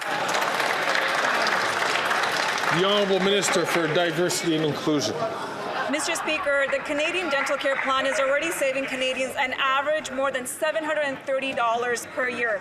This will help almost 200,000 persons living with disabilities access dental care. Mr. Speaker, we know this is making a huge difference in the lives of people on the ground. We also know, Mr. Speaker, dental care is health care, and we will continue to make sure Canadians are getting the support that they need. Thank you. The Honourable Member for Calgary Forest Lawn. This week, Prime Minister has lost control. Carbon tax Carney wrote the fiscal update, filled it with poison pills, so he could blame the Finance Minister while pushing her off the fiscal cliff, so he can take her job and eventually the Prime Minister's job. The Finance Minister figured out the plan, so she resigned in protest. She said she no longer has confidence in this weak Prime Minister and carbon tax Carney's plan. If the Prime Minister's own caucus and cabinet don't have confidence in him, even though the leader of the NDP does, why should Canadians? The Honourable Minister for Housing, Infrastructure and Communities. Mr. Speaker, in a moment where Canadians are looking for leadership, the Conservative asking the question can only come up with names to lobby towards his political opponents. See it over there.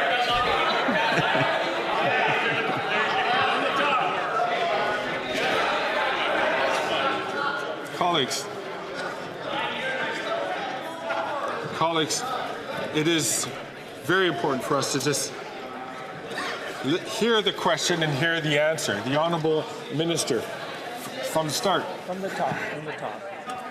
Mr. Speaker, the very best that the Conservatives can offer to this conversation is name-calling, mudslinging, not solutions to the problems that Canadians are facing. When I talk to people at home, they want their governments to be focusing on creating good jobs to make sure people can afford to put food on the table. They want to make sure that governments are advancing policies to invest in health care and housing. They want to make sure we're doing more to protect the environment. Every time we put policies on the table to accomplish these ends, the Conservatives throw their hands up in the air, vote against, and just sling mud towards their opponents. That is not what people in my community want. It is not what Canadians deserve. We're going to advance solutions that introduce real and meaningful changes that will benefit people who live in this country. I'm just going to ask the Honourable Member from Dufferin-Caledon, please, to hold off on making comments while the other people have the floor. The Honourable Member from Calgary Forest Lawn. He's right. After 9 years of that incompetent minister and the Prime Minister, Canadians are looking for leadership. Carbon tax Carney's Canadian comeback fueled a fiscal feud for the former Finance Minister. Carney wrote the fiscal update, pushed insane inflationary spending, and brought in the 2-month tax trick while trying to blame the Finance Minister for taking Canada's finances off a cliff. Will he stop passing the blame on to women in his caucus and call a carbon tax election now so common sense Conservatives can give the power back to Canadians? The Honourable Minister for Housing, Infrastructure and Communities.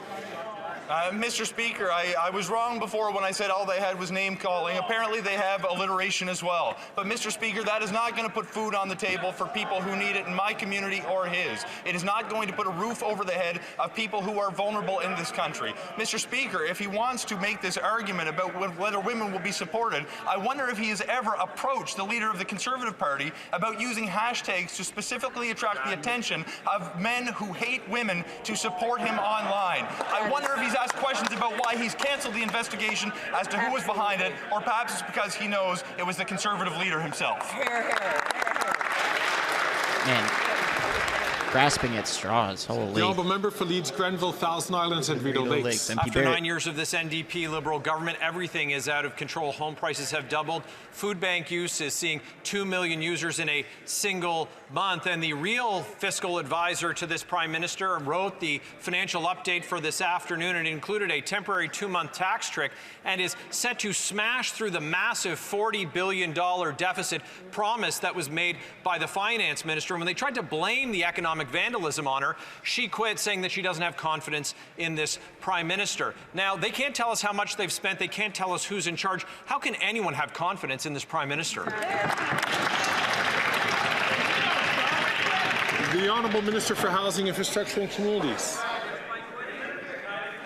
Mr. Speaker, the Conservatives seem to know the cost of everything but the value of nothing. They do not see value in investing in childcare, which has not only reduced costs for families, but led to the largest increase in women's participation in the labour force in the history of this country. They don't seem to believe there is value in investing in social housing, in public housing, in affordable housing, so everyone in this country can have a roof over their head. They don't believe in the value of the Canada Child Benefit, which is ensuring middle-class families in this country can put food on the table. So before he continues to sling mud and arrows on this side of the House, he perhaps should look inward and ask why he is not even allowed to advocate on behalf of his community, because his leader has said that's just not in order.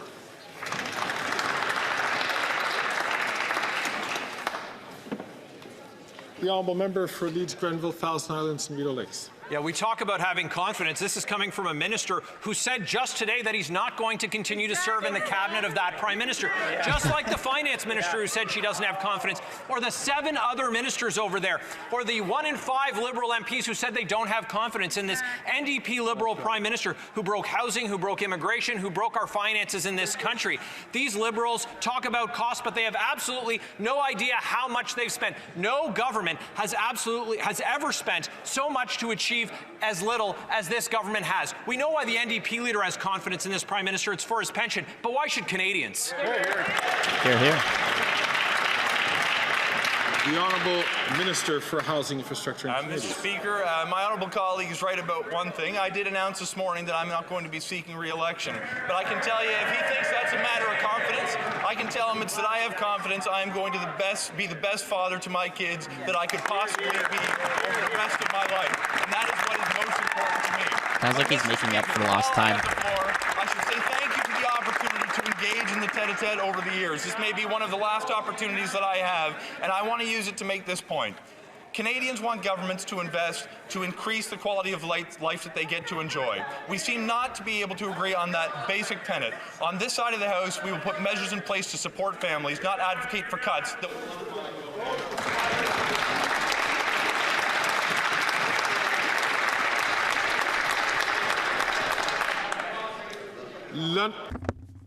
The Honourable Member for Berthier-Masquinongé. I would like to quote the Deputy Prime Minister. Canadians know when we're working for them, and they know when we're focusing on ourselves. Mr. Speaker, she's right. 71% of Quebecers believe that the GST vacation and the Prime Minister's cheque are electioneering measures. Democracy loses out as a whole when so many Quebecers believe that a Prime Minister is trying to buy them off. Will the Prime Minister finally realise that there is a limit to putting Liberal priorities ahead of the common good? The Honourable Minister for Innovation.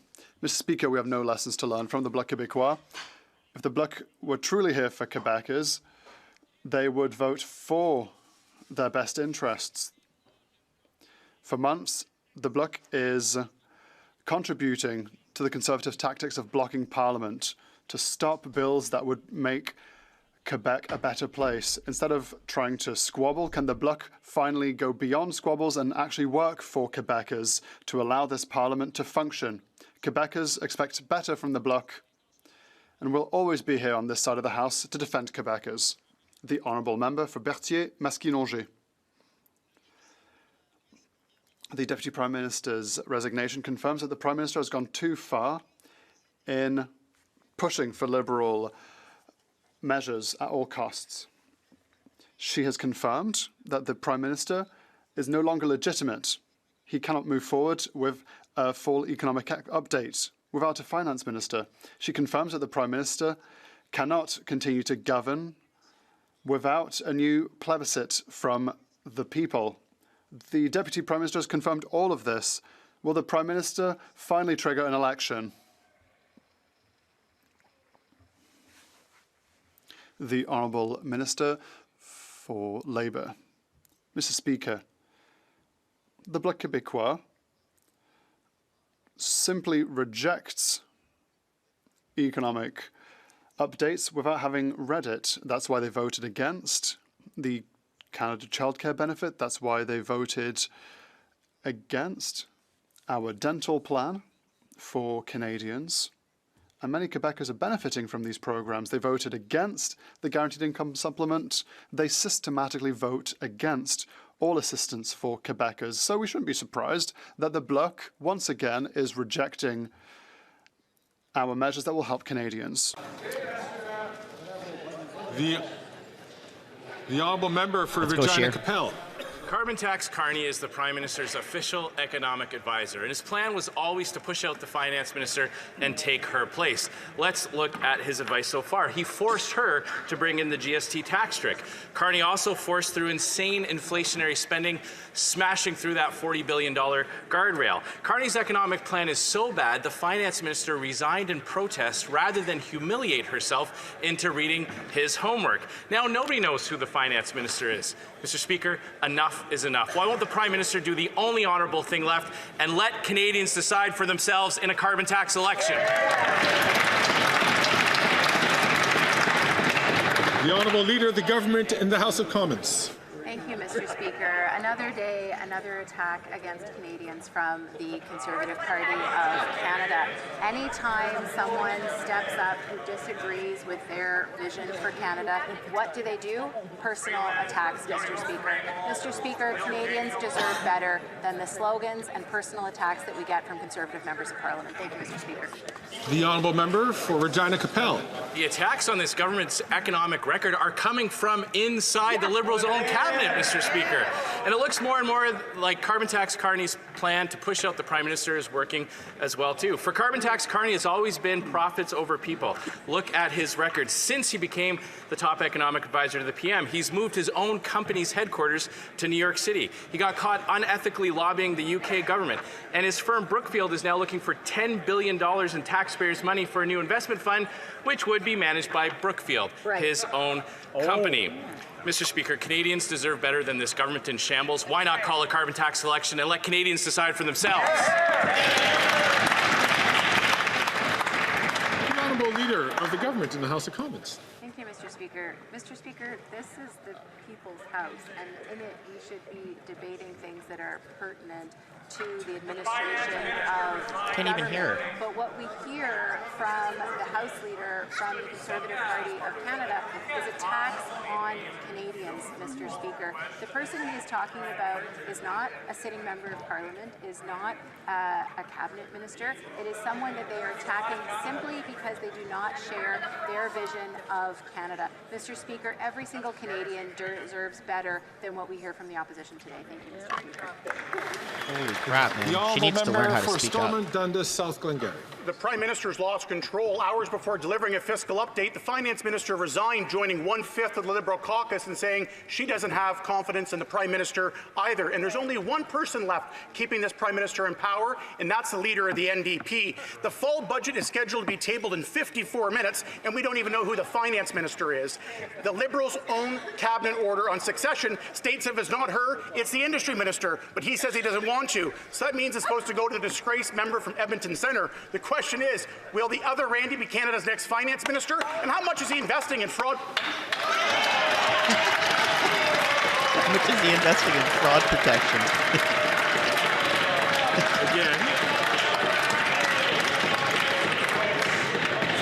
Again, I've asked members to please not do indirectly what they can't do directly by referring to a member by their first name. The Honourable Leader... Order! The Honourable Leader of the Government in the House of Commons. Thank you, Mr. Speaker. Again, all we see from Conservative members of Parliament is personal attacks and mudslinging against Canadians. Mr. Speaker, what we all need to be doing right now is standing united for our country, making sure that we are protecting the Canadian economy, Canadian jobs, and making things a little bit easier for Canadians. We look forward to presenting the fall economic statement later this afternoon. Thank you, Mr. Speaker. The Honourable Member for Halifax West. Speaker, our government takes the safety of children seriously. That's why we put forward a comprehensive plan to bring Canada into the 21st century and change our online world, making it safer for kids and better for all. The Conservatives are blocking the plan and they're standing in the way of a better future for our kids online. Parents want the Online Harms Act. Experts want the Online Harms Act. Can the Minister of Justice explain why C-63 must be passed to keep our kids safe? The Honourable Minister of Justice and Attorney General. Mr. Speaker, last week I asked for unanimous consent to split the Online Harms Act and advance the child protection measures as soon as possible. Every single party got on board except for the Conservatives. Mr. Speaker, the Conservative Party said no to forcing the removal of child sexual abuse material from the internet. They said no to Amanda Todd's mother, Carol. They said no to Rehtaeh Parsons' mother and all the other parents who are begging us to act. While Conservative inaction keeps child sexual abuse material online, on this side of the House, the government will continue to fight for victims, parents and kids to keep them safe. The Honourable Member for Mégantic-L'Érable. The Prime Minister has completely lost the plot. He's lost control of immigration, of our borders, of public finances. He's also lost the confidence of 20 or 40 members of his caucus. He's lost the confidence and trust of his right-hand woman, the former Minister of Finance. The Prime Minister has lost everything. Will he finally let go and trigger an election so that Canadians can take back control of their future? The Honourable Minister for Immigration. For Innovation, rather. Mr. Speaker, I am not a new minister of anything, not immigration or anything else. We have no lessons to learn from the Conservatives. Today, what the government will table is an economic update that will be here to invest in Canadians, invest in industry, invest in our workers. But, Mr. Speaker, what we've seen today during question period is deplorable. Canadians who are watching us today expect better from the official opposition. Now is the time to work together, to defend our country, to be ready for the next US administration. It's disappointing to see that the opposition is playing political games on a day like today. The Honourable Member for Mégantic-L'Érable. Mr. Speaker, I can't quite believe what I just heard from the Minister for well, not the Minister for Finance, he said no, but the Minister for Innovation. The Minister is out of control. His former right-hand woman was very striking in her letter. We have to preserve our fiscal capacity against the United States that's pursuing a policy of aggressive economic nationalism. We need to recognize the gravity of the moment. The situation is dire. Canadians need to work. So what do we need?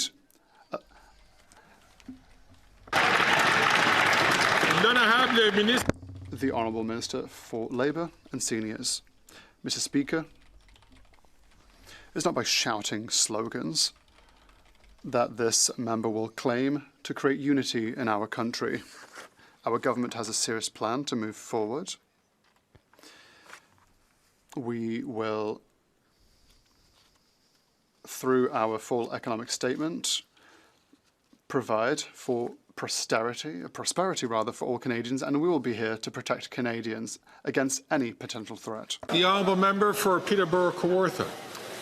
The Prime Minister is spiraling so bad, and his obsession for power is dangerous. It's actually dangerous, and it is killing people every day.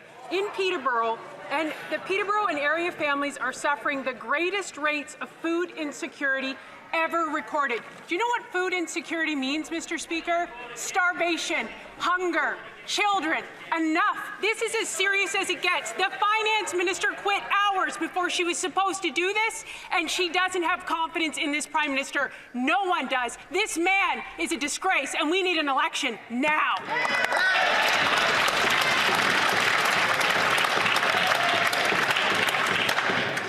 Ask member, please, to be very judicious in referring to any member in this place.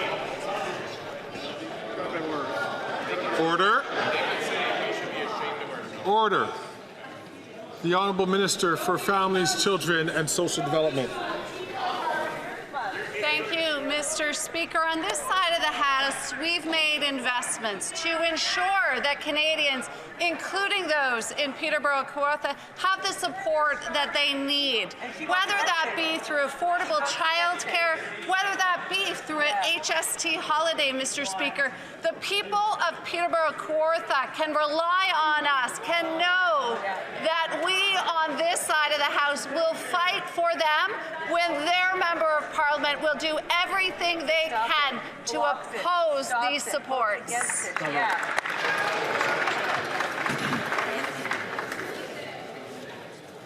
The Honourable Member for Vancouver Quadra. Mr. Speaker, children in Canada are just not safe online. Our government wants to join the many countries that have now adopted online safety regulations. Yet the Conservatives are preventing our Online Harms Act from moving forward. In fact, shockingly, they're blocking our efforts to remove child sex abuse material from the internet. How disgusting. Can the Justice Minister please describe the importance of Bill C-63 to parents and children and explain why Canadians so urgently need this law now? Good question. The Honourable Minister of Justice and Attorney General. Mr. Speaker, the Online Harms Bill is the product of 4 years of consultation. It is comprehensive legislation that will remove child sex abuse material from the internet. By blocking that very act, the Conservatives have made a clear choice that they will not prioritize the safety of our kids. They don't stand with parents. Amanda Todd's mother, Carol, said she's been waiting 12 years for this type of change. We need to pass this legislation to do right by Carol and every other parent of every other child who suffered abuse online. The question for Canadians and for that party is, will they stand with us and keep kids safe? Yes.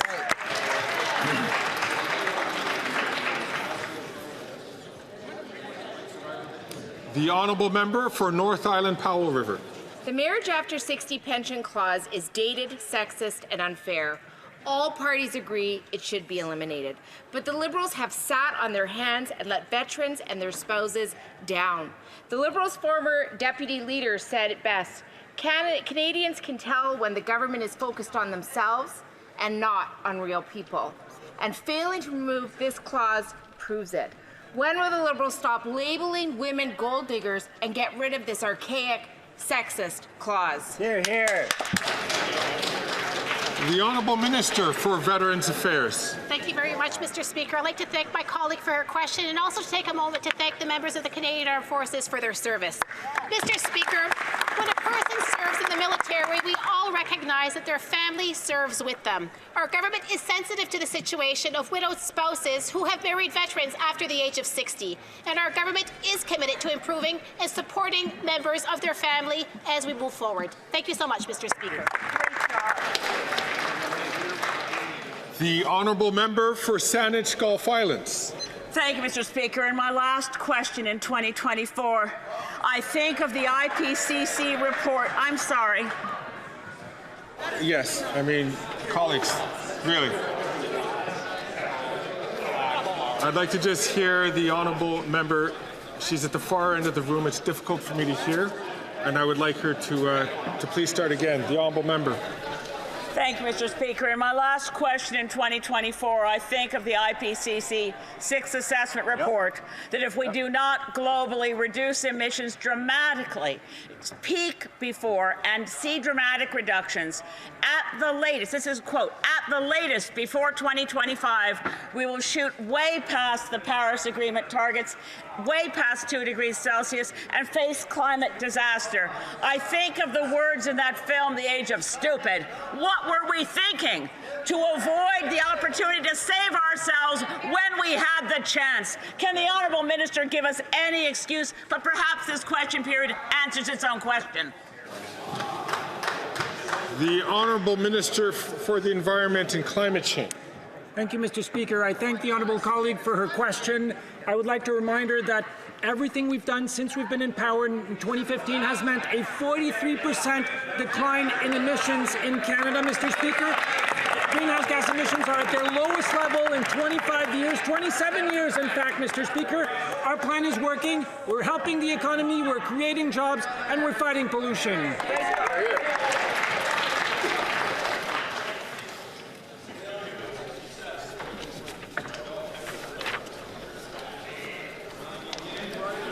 Affaire courante ordinaire. Dépôt de documents. Tabling of documents. The Honourable Parliamentary Secretary. Rebel News hasn't broken the story yet. Yes, thank you, Mr. Speaker. Pursuant to Standing Order 36.8a, I have the honour to table in both official languages. Ask all colleagues, please, to leave the chamber quietly. Okay, so just for update, guys, they're now done with question period. We are waiting for... Here, we'll switch over to another feed. We are just waiting for Trudeau and Freeland to make an announcement. Obviously, Freeland is no longer the finance minister, but because she's the one that actually drafted the document and, tabled the economic statement earlier, just about an hour ago, reporters got to see it. She's going to be the one that's going to announce it. Now, there's speculation going on that we might actually have a new finance minister being announced. So that's what we're waiting for. We're just waiting to see if that's going to happen. So let's tune into the House and just see what they're dealing with in the meantime. And we're waiting for the announcement. Standing Order 36.8a. I'm not sure what's with Parleview feed today, though. It's just way off. I guess there's so many people tuning in, trying to watch that. So let's see if there's something else we can tune into in the meantime. Let's see. I'm just pulling some stuff up.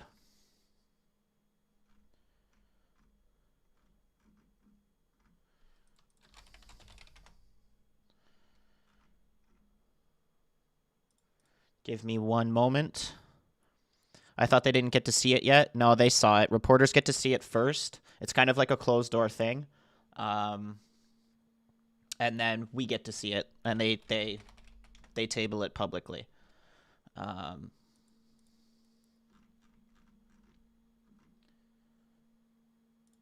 So this is what Jagmeet Singh had to say.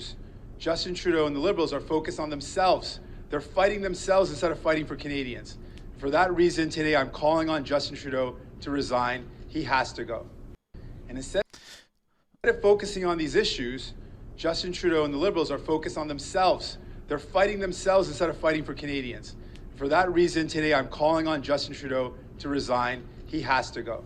So that's Singh saying that was just recently. Obviously, Singh is saying that Trudeau has to go. I can't seem to find the full clip of that. Nobody gives a flying F what Jagmeet has to say. I know, I agree. What's very interesting is that if we get a new finance minister, I don't think there's going to be a minister that's taking on two ministry roles. I think there's going to be a big cabinet shift. And this just, in no way, shape, or form does this look good for the Liberals. This just looks bad overall. There's nothing that is good about this.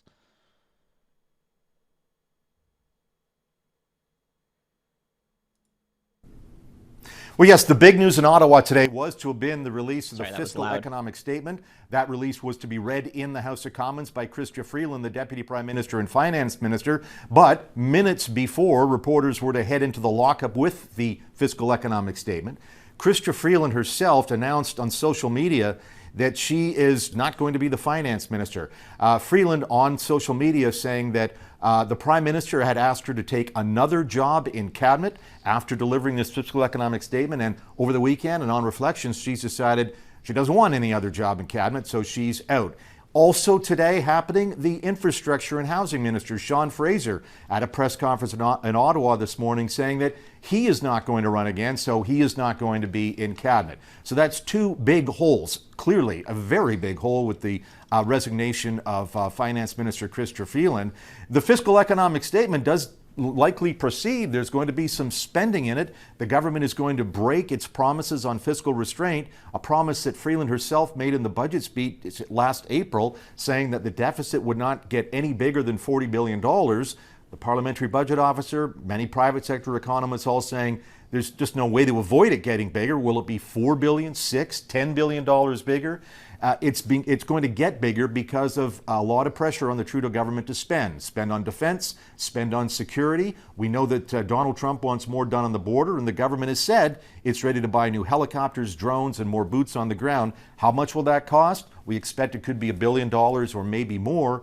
And then there's been some political pressures. The government has needed NDP help to survive, and the price of that help has been expensive programs like the National Dental Care Program and the current GST holiday that's underway. So the plan was we would have assumed that Minister Freeland would have presented this plan with significant spending and ignoring that deficit promise. And now the question is really out is who is going to stand up at 4 o'clock in the House of Commons and deliver the fiscal economic statement? Usually it's the finance minister, but this morning she quit. David Aiken, Global News, Ottawa. Okay, so we just got a third Liberal MP. This is Liberal MP Wheeler. He also says that Trudeau needs to resign.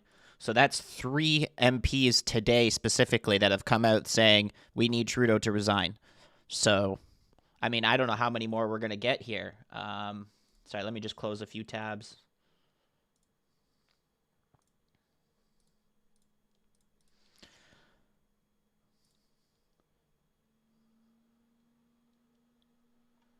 Let's see if we're preparing for the economic update. Still not yet. Looks like Bank of Canada governor's about to make an announcement. Nothing's probably going to be interesting there. I just think that they're up to the membership so that we're able to put our best foot forward for the next election and to prevent a Pierre Poilievre government, which would be catastrophic for so many of the services that my constituents in West Vancouver, Sunshine Coast, Sea to Sky depend on, but also the legacy of the Prime Minister, whether that's action on climate change, on reconciliation, things like $10 a day childcare. Those are the things that I'm very concerned about, and it's important. Okay, enough of this. We've got 7 minutes until because I've been watching the House on another stream. As you can see here, we're just going to double check to make sure that the fall economic statement gets tabled. I withdraw. I would just ask members when they withdraw to make sure that they just say withdraw, and I think that will provide a lot of... what did we miss? What happened there? Leader of the NDP seems to have... Let's just go back a minute. Less so in terms of concern of principle. I believe that if the Prime Minister stood up and said there was an election, the leader of the NDP would probably say, now's not the time for an election. So I'd like the member to comment on the apparent principle that the former Minister of Finance has compared to the current NDP leader. The honourable member for Calgary Forest Lawn. I want to thank the member for such a great question. Often I would think that it's a trap, but thank you for such a thoughtful question. He's absolutely right. I mean, it's sad to see that the NDP has lost all principles just for the greed of the leader of the NDP's $2.2 million pension. They've sold out Canadians entirely. They've supported the same policies that doubled housing costs, the carbon tax scam that's made the cost of everything go up, the same policies that drove more than 2 million Canadians into a food bank in a single month, where now 1 in 4 people are starting to skip meals. He's sold out Canadians, the leader of the NDP. Also, I don't see many other leaders driving Maseratis, but that's the guy who sold out and propped up this corrupt government. I have a point of order. The honourable member for Timmins, James Bay. Yeah, well, we know that the opposite member will say anything and do anything to get attention, but the leader of the New Democratic Party doesn't drive a Maserati. So lying does not help further his argument. I asked for him to withdraw the comment. First of all, order. So first of all, what the honourable member raised was a point of order, but during his allocation here, the honourable member mentioned the word lying, and he knows that that's not acceptable in the House. So if he could withdraw the comment, please. I know truth hurts, so I withdraw. I would just ask members when they withdraw to make sure that they just say withdraw, and I think that will provide prevent a lot of dissension here in the House. The honourable member for Calgary Forest Lawn. I'd argue that the member from Timmins and James Bay, if he gave attention to his own riding, he wouldn't run away before the next election hiding, before his own constituents fire him. That's right. Back to the point. Over his $2.2 million pension, he's willing to sell out Canadians, prop up this corrupt, weak, woke, fake feminist prime minister that's driven more Canadians into poverty, that has continued to bring about policies that drive more and more people into a food bank. It's time for a common sense Conservative government that bring back the Canada that we once knew. Questions and comments? Questions et commentaires. The honourable for Peterborough-Kawartha. Madam Speaker, and thank you so much to my colleague for his passionate speech. He dedicates his life to his riding, to his country, and here to ensure that Canadians get the election that they desperately need right now. You know, when we talk about $400 million of a green slush fund that was supposed to help with environmental projects and not one was done, and in fact Liberal insiders got rich, my question to the member is, what would $400 million do if it was used properly in this economy to help the Canadians who are suffering so much? What difference would $400 million that the Liberals misused and gave to their friends do? For Calgary Forest Lawn. I want to thank my good friend and honourable colleague from Peterborough-Kawartha for such a thoughtful question. $400 million could get a lot. First of all, let's just address the $400 million that it's going to Liberal insiders. It was a slush fund was created under the guise of climate change just to reward Liberal insiders. But a lot could be done with that. It could have gone to our brave men and women who serve Canada, who are underserved by this Liberal NDP government, who refuse to stand up for them, our brave veterans who are calling out that this Prime Minister has said that they're asking for too much. They deserve all the respect, and they deserve more than what this corrupt Liberal NDP government has given to them. Point of order, the Honourable Government House Leader. Merci, Monsieur le Président. Oh, here's the tabling of the documents. Thank you, Mr. Speaker. Given what happened earlier today, I would like to inform the House that notwithstanding, there will not be any ministers' the Finance Minister's statement at 4 p.m. today. Honourable point of order, the Honourable Member from Perth Wellington.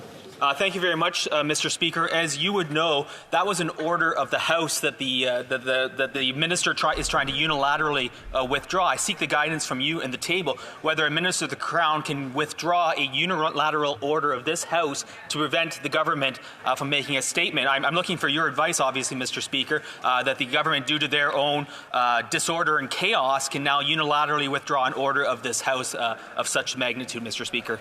Good point. Thank the Honourable Member. I see the Honourable Member from Berthier-Masquinongé. Point of order. On the same point of order, Mr. Speaker, the Bloc Québécois would also like to have clarification on the matter. We heard an order that there would be a full economic statement at 4 p.m. We are here to listen and react. The content has been published in camera. What we're asking, Mr. Speaker, is the right to ask questions, to ask for clarifications, and for that, the term chaos was used. I think that's the right term. In all of this chaos, what will happen? We need to know what's going on, Mr. Speaker.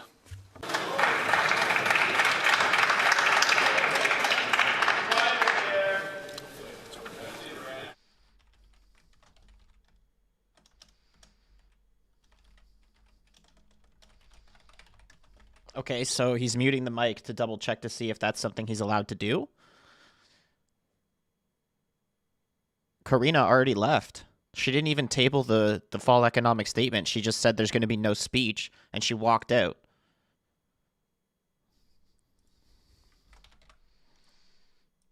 Tout d'abord, first of all, I'd like to thank the Honourable Member from Perth Wellington and aussi l'honorable député and the Honourable Member for Berthier-Masquinongé for having raised important points of order. I would like to paraphrase the motion adopted by the House on the 11th of December. I'll read it in French and then repeat it in English. unanimous consent orders that, notwithstanding any special or standing order of the House or any usage of the House, at 4 p.m. on Monday, 16th of December 2024, the Speaker will interrupt House deliberations to allow the Deputy Prime Minister to make a statement, after which there would be 10 minutes for questions and observations after that statement. A member of each recognised official opposition party and a member of the Green Party will be able to have a question and answer period equivalent to the time spent by the Minister in his or her statement. By unanimous... Oh, it froze. Sorry, guys. The chair to interrupt at 4. So, just so that members all understand, as it was very clear in the order that was adopted by the House, the order was for the Speaker to interrupt proceedings at 4 o'clock to permit the Deputy Prime Minister and Minister of Finance. So it's connection problem. So it's a what the hell is going permissive on? situation here. The order is for me to stand up at 4 o'clock, which I shall do. The Honourable Member from York Simcoe. Sorry. Thank you, Mr. Speaker. And just for the opposition, could you clarify who the Deputy Prime Minister is and who the Minister of Finance is at this time?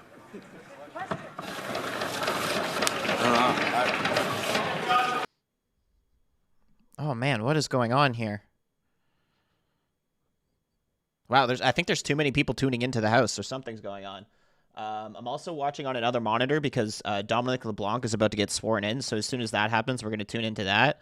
But I'm trying to get this up on another feed. Here we go, I got this up. And let's start at the appropriate time where we just were a minute ago. Mr. Speaker, that this government is completely dysfunctional, and that sooner rather than later, we should have an election. This proves that.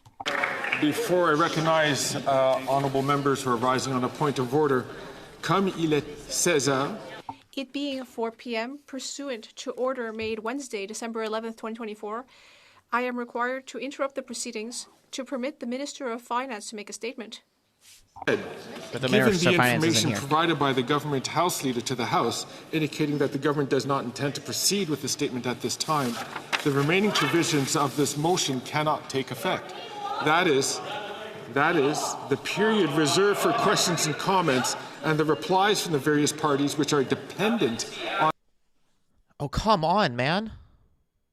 The information provided by the Government House Leader to the House, indicating that the Government does not intend to proceed with the statement at this time, the remaining provisions of this motion cannot take effect. So they're not asking questions or anything. They're not debating it. The period reserved for questions and comments and the replies from the various parties which are dependent on the motion cannot take effect. Order.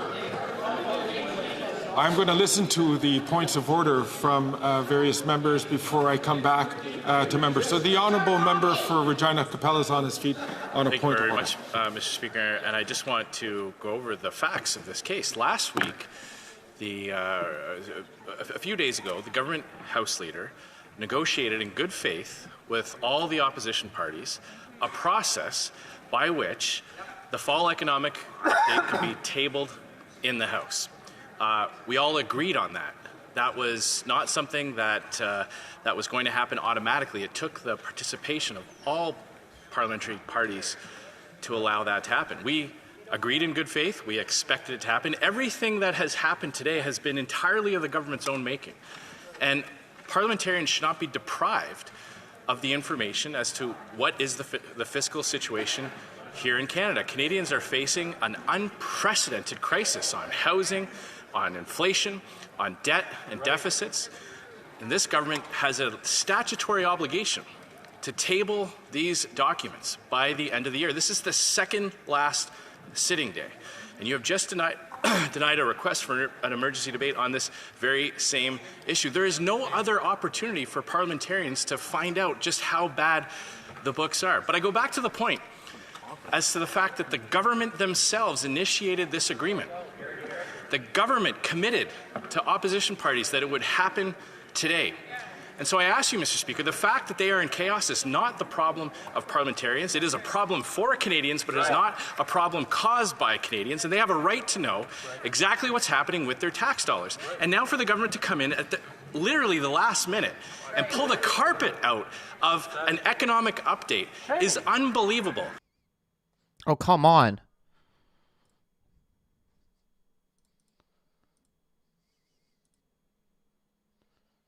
Man, this isn't happening with any other website or anything else. This is only happening with Parleview right now. I'm trying to get it up on another feed.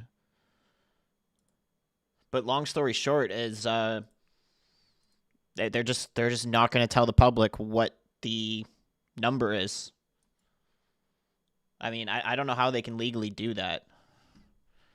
Here we go. I got it. Nose Hill is also rising on a point of order. There are people who, there are businesses who are trying to think about making decisions based on what was supposed to be in there today. We have senior economists who have been waiting for this information. Literally the entire nation's business has been waiting for this. All of us who are in this place have the right to see these finances. This is why we're here.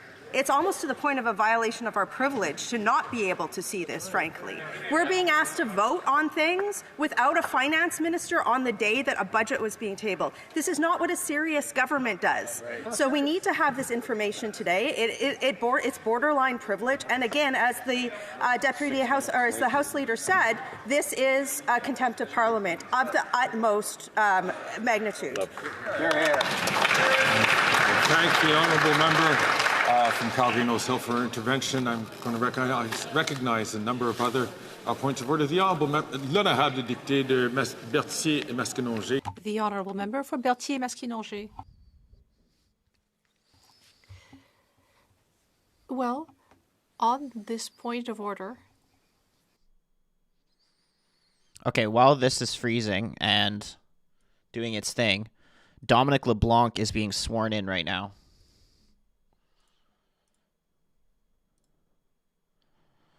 So this isn't frozen. They're just waiting for, I guess Trudeau comes with LeBlanc. I don't know.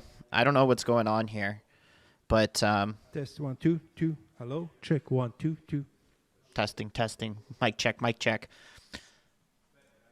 So we're just waiting for LeBlanc to get sworn in. Won't be able to respond. Here, we'll watch the House while this is doing its thing. For our constituents. Seriously, Mr. Speaker, very unparliamentary language is coming to my mind. I won't use that language, but this doesn't make any darn sense. This is a serious matter of an attack on parliamentary privilege. The members of this House deserve to hear the content. And if the government doesn't have the courage to present this statement, they should at least table it. I have colleagues who are at the lockup who will be able to respond to the content. But we demand an opportunity to respond and to speak on behalf of the rights of our constituents.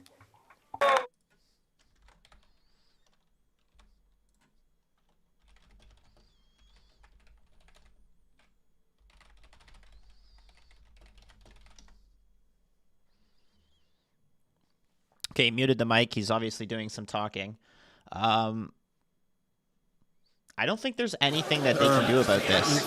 There are three... Oh, man, it's cut out again.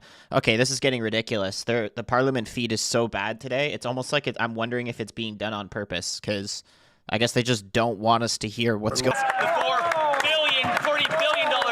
Is it a big deficit or is it a super duper deficit?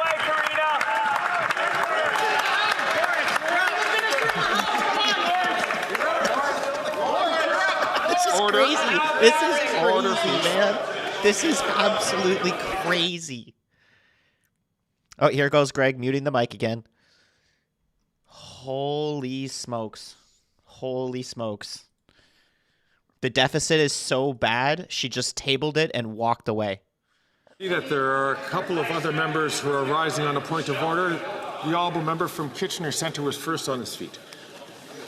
Thank you, Mr. Speaker. Now that the full economic statement has been tabled, I wonder if there might be unanimous consent for all parties to have a 20-minute round of speeches and 10 minutes of questions and answers, as was already planned to be the case.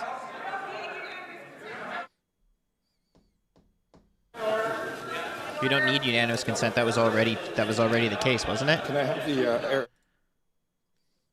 Here he goes, muting the mic again. Wow. Wow. This is bad. This is pretty bad, man. I think Trudeau's just going to expect that Canadians are going to go through Christmas, they're going to forget about it, and the House doesn't sit till almost the end of January. So I think he's just going to try and wait it out and hope that people forget about this. Man, this is really bad for the Liberals. Oh, the feed cut out again.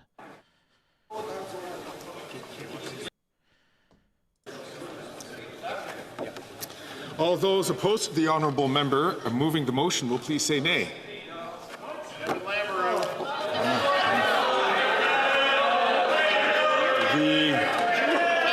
honourable, I regret to say that the order, I understand that there isn't unanimous consent. I'm going to ask the honourable member from Regina Capel, who is rising on a point of order.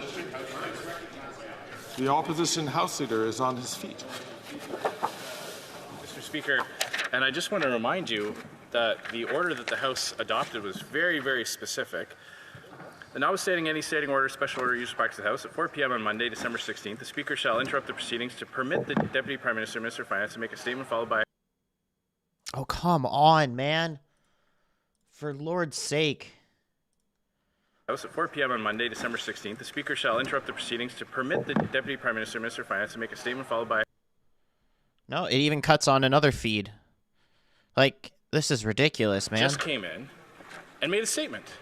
Her statement was that she was tabling the fall economic update. That is the statement. At the very least, Mr. Speaker, there should now be a 10-minute period of questions and comments. She chose to have a very short statement. Nothing we can do about that. She came in, tabled, and then ran out before there could be any accountability or scrutiny. I believe the most logical thing for the chair to do is to accept that as the statement that it was, which I would say is a perfect statement on the state of the Liberal government right now, and at the very least allow opposition parties and opposition members to ask questions of the government as to what was in that statement, as to what was in the fall economic update. Yes. I thank the honourable member. I see that the honourable government House Leader is rising on a point of order. The honourable government, the parliamentary secretary of the government House Leader is rising on a point of order. Government House Leader stood actually on a point of order, tabled documents. It's as simple as that. So I thank the honourable government House Leader. Indeed, that was where the chair was going to go, but I do see that there are a number of members who are rising on a point of order. I have not heard the honourable. I have not heard the honourable. Someone just said 61.9. The House Leader. Someone's shouting out 61.9 who is rising on his order. The honourable member from New Westminster, Burnaby. Thank you, Mr. Speaker. I mean, this is a fundamental tenet of parliamentary democracy and transparency and accountability. We've just had the tabling of the document. So if you seek it, anyone respecting democracy should support the following motion, that notwithstanding any standing order, special order, or usual practice of the House, immediately following the adoption of this motion, the Speaker shall interrupt the proceedings to permit one member from each recognized opposition party and a member of the Green Party to make a statement of up to 20 minutes, followed by a period of up to 10 minutes for questions and comments related to the fall economic statement. Hear, hear. All those opposed to the honour. Holy Lord, man. Similkameen Nicola is up on his feet. Yes, Mr. Speaker, there's $61.9 billion of extra spending in here. And the fact is, I came prepared at my seat at the time you went through in great detail exactly the process for the fall economic statement. And the government has reneged. A drop-off drive-by of a tabling where the minister spun around and walked right out. That is contemptuous of the agreed to motion that we would all be here today to undertake a democratic scrutiny of the government. The government cannot pick and choose its role. It is subservient to this House. I would ask you find them in contempt, Mr. Speaker, because obviously the government is not prepared to allow any other process. This was something, Mr. Speaker, that makes not only... Okay, while this keeps freezing, I'm going to try and... walked right out. Refresh that for a second. But as you guys can see, this is Dominic LeBlanc being sworn in. Still hasn't been done yet. They're now 19 minutes late. They were supposed to do this at 4 o'clock. They obviously still have not done this yet. So we'll tune back to the House and make sure that we're watching that while this is happening. It is subservient to this House. I would ask you find them in contempt, Mr. Speaker, because obviously the government is not prepared to allow any other process. This was something, Mr. Speaker, that makes not only... Man, this feed just keeps freezing. For an order. It's so bad. It is a mandatory order. There are different kinds. The language could have said may. May is permissive language. And if the order said may, you would have discretion as to how to proceed. Right. But the proceedings were interrupted in the face of a specific order. And the order says the Speaker shall interrupt the proceedings to permit the Deputy Prime Minister and Minister of Finance to make a statement, followed by a period up to 10 minutes. If they chose not to use their time to make a statement, that is their problem. You are bound by a mandatory order to now give us the opportunity that is set out in this. It's not permissive. It's not optional. It's mandatory. And we, as opposition members, expect you to follow and enforce your mandatory order. Hear, hear.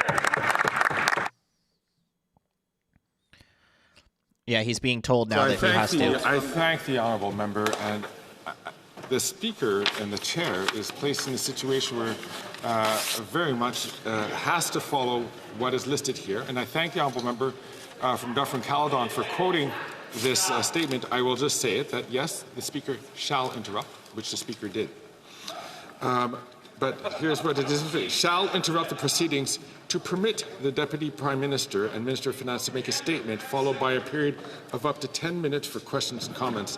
After the statement, a member from each recognized opposition party and a member of the Green Party may reply for a period of approximately equivalent of to the time taken by the Minister's statement, and each statement will be or shall be followed by a period of 10 minutes for questions and comments. The difficulty that the Chair finds itself in is that the motion is a permissive motion. The Minister chose not to make a statement, by which the rest of the order doesn't follow. But I'm going to be listening to a number of honourable members to hear about this, and there are a number of members who are on the feet for a point of order. On va commencer avec le député. Let us begin with the member for Berthier-Masquinongé, followed by the member for Louis-Saint-Laurent. Oh, of course it froze again. No surprise there. Meetings, which you did do, but Mr. Speaker, the government chose not to speak to the fall economic statement, but that should not challenge the rights of other parties to speak to the statement and then have questions and answers. And I don't believe you need unanimous consent to proceed to that order of business.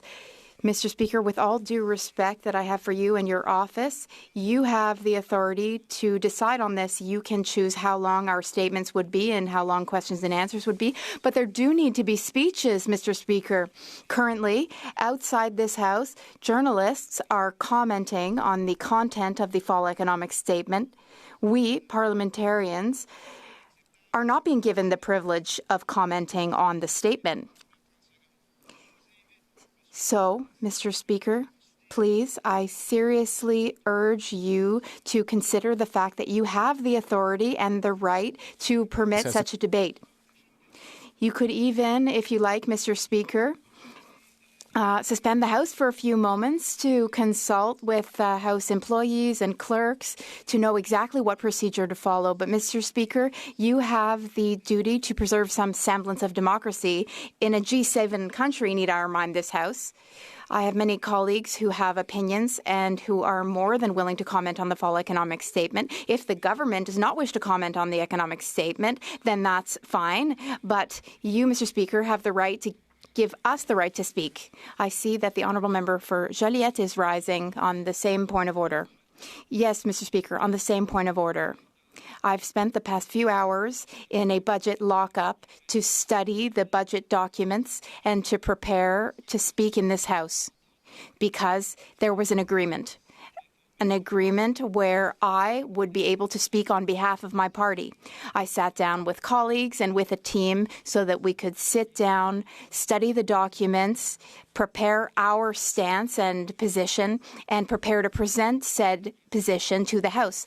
I think all parties should be allowed to share their position with regard to the economic statement. Now, too bad, so sad for the government if they don't want to or if they can't speak to the statement, but we are ready and willing to speak to the statement, Mr. Speaker. The member from Hamilton Centre is rising on a point of order. Thank you very much, Mr. Speaker. And I know it's not often I get a chance to do this, but I did feel it important to rise and actually concur with the opposition MPs who have stood in this House on multiple occasions to call on you to bring this government to order, to present to this country what their vision of the future is so that we can have an adequate debate. I find it rather gormless that they came into this House, dropped the report, and then left without an opportunity for us to debate here today. Mr. Speaker, I am prepared to listen to the member from Vancouver Kingsway present our party's vision for the future of this country, and I know that the other opposition parties will also have their vision. That is what a Westminster system is designed for. So for them to pretend like they can come here, Mr. Speaker, and there has been disorder in this House, but certainly nothing more chaotic than what we've witnessed over the last hour here. So I call on you, in concordance with members of the Bloc, the Conservative Party, and indeed the Green Party, to bring this government to order and allow us to have a full debate on the fall economic statement. Thank you. Hear, hear. I thank the honourable member, and I understand the honourable member's frustration in this situation, but the chair is bound by the decision that was passed by the House. And after much debate and consultation, I have to follow as things are set out in the House, in the order that was made by the House. I interrupted the proceedings. The minister chose not to make a statement, and therefore the rest of the motion doesn't apply. But I see, je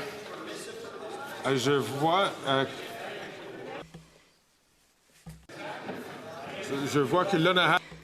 I see the honourable member for Berthier-Masquinongé rising on a point of order. Monsieur le Président, merci. Mr. Speaker, thank you for giving me the floor once again. Mr. Speaker, with all due respect, we disagree with your current decision and your current interpretation of the situation. Here is what I propose, Mr. Speaker. There is a majority of the House here in agreement. This is unbelievable. I'm not allowed to say who is or is not in the House, but I can say in a roundabout way that there aren't many representatives of the government caucus in this place at this moment. This is shocking. It's unacceptable, Mr. Speaker.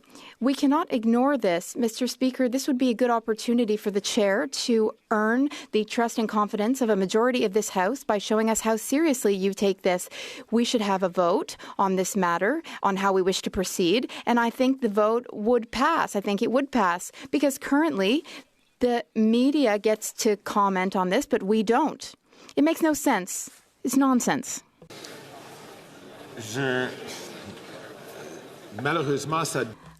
Unfortunately, that is outside the bounds of my role as Speaker to deviate from an order adopted by the House of Commons.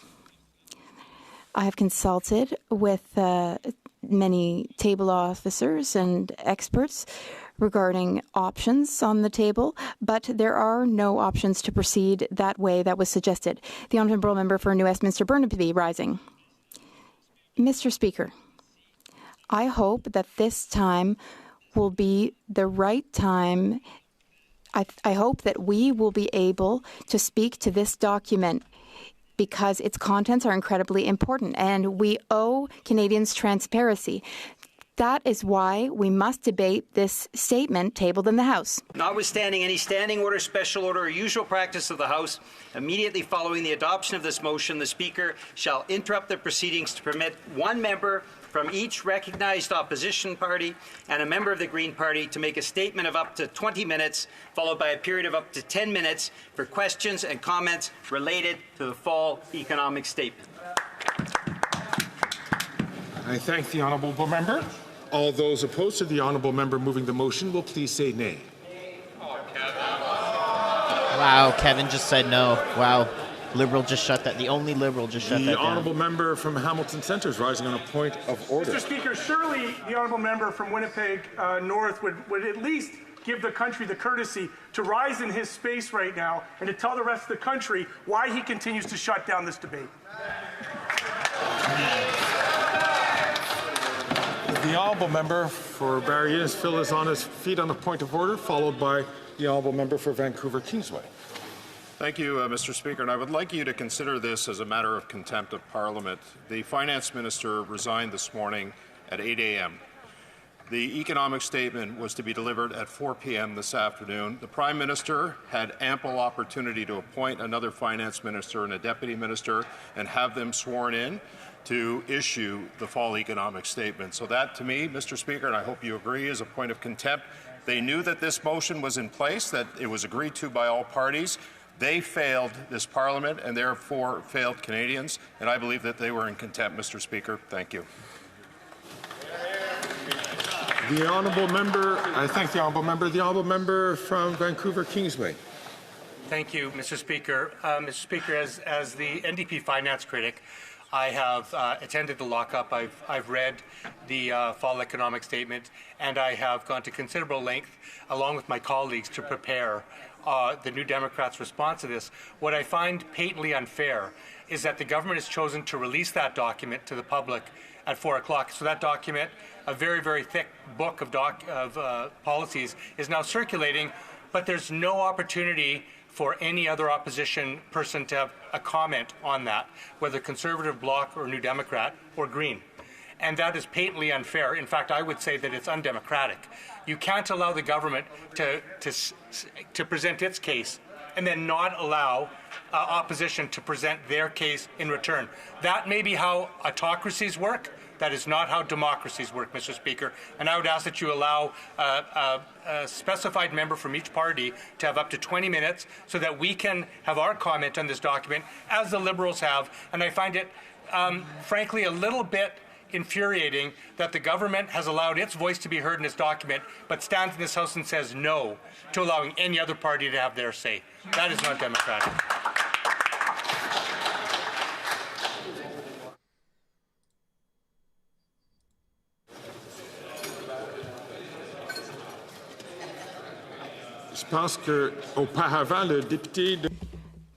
I believe the member for Louis Saint Laurent was rising and doesn't seem to be rising anymore. Resuming debate, the honourable. Sorry, I did say orders of the day earlier, but orders of the day again. Orders of the day, resuming debate on a privileged motion concerning the failure to produce documents pertaining to sustainable development. Oh, Pierre's about to speak. Pierre's there. Mr. Kelly. Pierre's standing. The honourable leader of the opposition.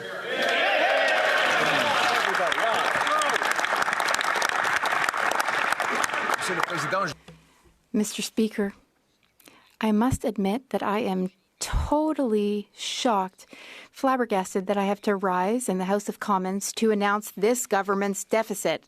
Normally, they would be the ones announcing their own deficit in their economic statement. But they tabled the fall economic statement without speaking to it. There's no finance minister who who will dare to even talk about this fall economic statement. There is a new finance minister who's running off to the Governor General's residence instead of doing his work. We have had 3 different finance ministers today alone. Today, the finance minister and deputy prime minister resigned. Then, through the order of precedent, it went to the Minister of Industry. He became Minister of Finance based on the system that Cabinet uses for precedence. Then he immediately announced that he was resigning because he did not want to take ownership of the financial situation, which he had just found out about. Then the 3rd finance minister today was the public safety minister, who was responsible for keeping our borders safe, who has been threatened by the United States and tariffs. And then the public safety minister switched positions and became the finance minister. And then he disappeared. Where is he? You know what, Mr. Speaker? What's worse about all this is the gargantuan deficit. We were promised a $40 billion deficit. Those were to be the guardrails for the deficit. And what's the deficit?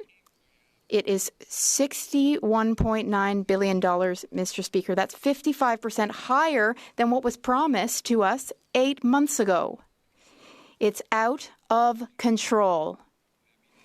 Mr. Speaker, the finance minister, or should I say former finance minister, noticed, and I give her credit for this, a few months ago she noticed that this government's deficits were dangerous, that they were leading to higher inflation, slowing down interest rate decreases, harming our social programs, and slowing our economic growth. That's why the finance minister said that there would be a hard line, fiscal guardrails, preventing the deficit from going beyond $40 billion.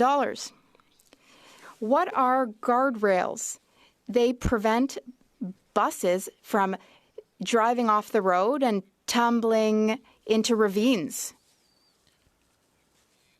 Now, though, the Prime Minister has taken control of the wheel in the bus. He's veered off to the left, past the guardrail, and now he's in the ravine. We've all fallen into the ravine, and this is a threat to the future of Canada and Canadians, Mr. Speaker. That's why we are against this. We will vote against this plan. We insist that New Democrats do their jobs for once and vote non-confidence in this out-of-control government. This government is out of control, corrupt, and costly, and we demand that elections be called.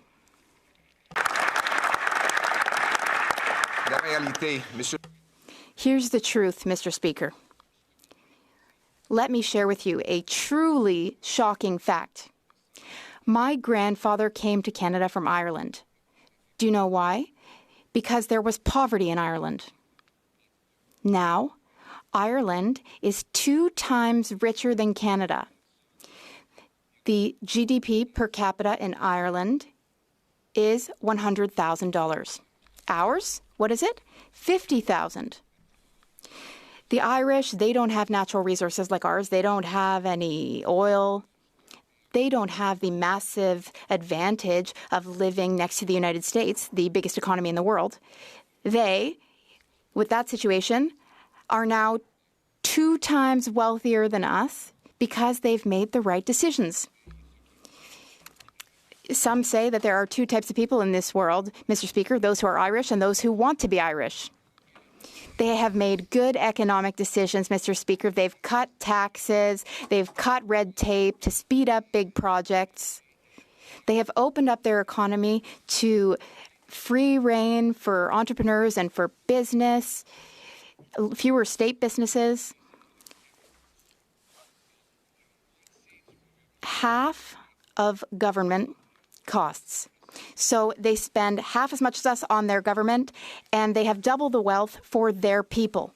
We know what we need to do, Mr. Speaker.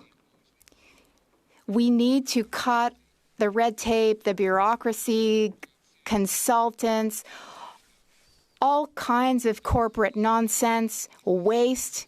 We need to bring down deficits, taxes.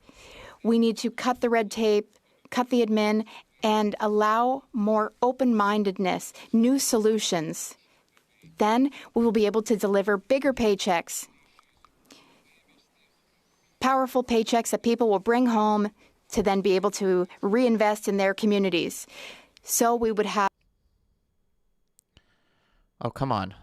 checks that people will bring home to then be able to reinvest in their communities. So we would have... Here we go. I got this on another feed.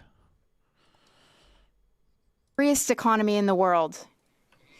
We will have the wealthiest citizens of any country in the world. Those are our goals, Mr. Speaker. Holy smokes, man. Citizens of any country in the world. Those are our goals, Mr. Speaker. As you can see, they still haven't sworn in LeBlanc. I'm trying to pull Pierre up on another feed right now. This is only happening with Parliament's stream. Bring it back to common sense. We need to get back to basics, to give back to Canada what it deserves. The promise that any Canadian who works hard can, in fact, live good lives with good paychecks, with good pensions.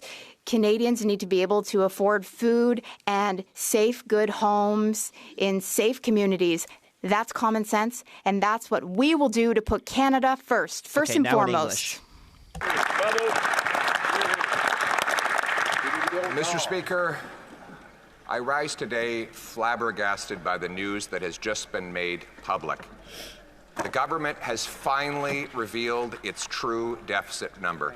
Remember, this finance minister, this outgoing and now former finance minister, told the world that she was putting in place guardrails to limit the damage that her deficits could do.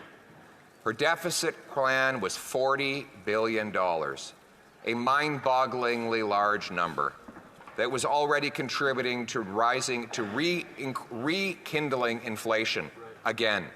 This $40 billion was too big. It was out of control as it was. But at least to her credit, she said no more than that.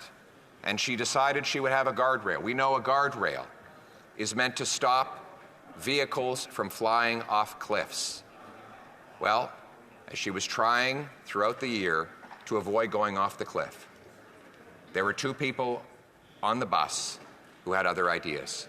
The Prime Minister and carbon tax Carney. And the two of them went to the front of the bus, they grabbed the wheel, they pulled it sharply to the left, smashing into that guardrail, and she tried to resist. So they pulled even further. Okay, we're going to come back to Pierre. Je jure solennellement et sincèrement qu'au mieux de ma compétence et de ma connaissance, j'exécuterai loyalement et fidèlement les pouvoirs et je m'acquitterai des responsabilités qui m'ont été confiées en qualité de ministre des Finances et des Affaires intergouvernementales. I, Dominic LeBlanc, do solemnly and sincerely promise and swear that I will be truly and faithfully and to the best of my skill and knowledge execute the powers and trusts reposed in me as Minister of Finance and Intergovernmental Affairs. That sucks. This sucks. Let's go back to the House. I don't even want to listen to this guy. Congratulations. That sucks. That's so terrible. Minister, some feminist indeed, throwing the bus off the cliff and throwing women under the bus. That is his real record. That his real record on finance, Mr. Speaker, is yet another $62 billion deficit. For context, outside of this government, there is no government in the history of Canada that has ever run a $62 billion deficit. Not even in the 90s when The Wall Street Journal said that we were a third world basket case. Not even during the massive global economic crisis did the deficit come anywhere close to that.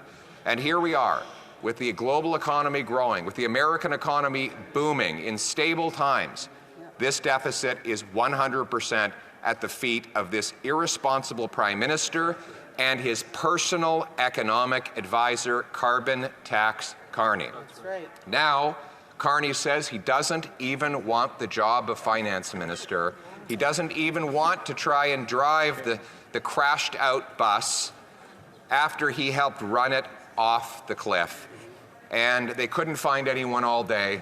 In fact, no one will appear today even to defend this incredible disaster of a budget. Look at the consequences in human terms, Mr. Speaker.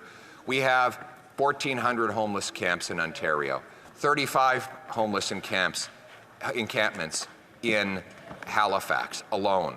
We have 2 million people lined up at food banks. Scurvy is making a comeback. The government admits that 1 in 4 children are going to school hungry every single day. Unemployment is rising and, according to this budget, expected to exceed 7% by the end of next calendar year.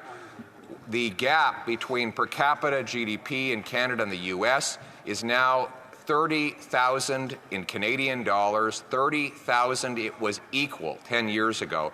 This is the worst gap since at least the Second World War, and some say the worst gap in a century. Canadian workers are only getting 55 cents of investment for every dollar an American worker gets.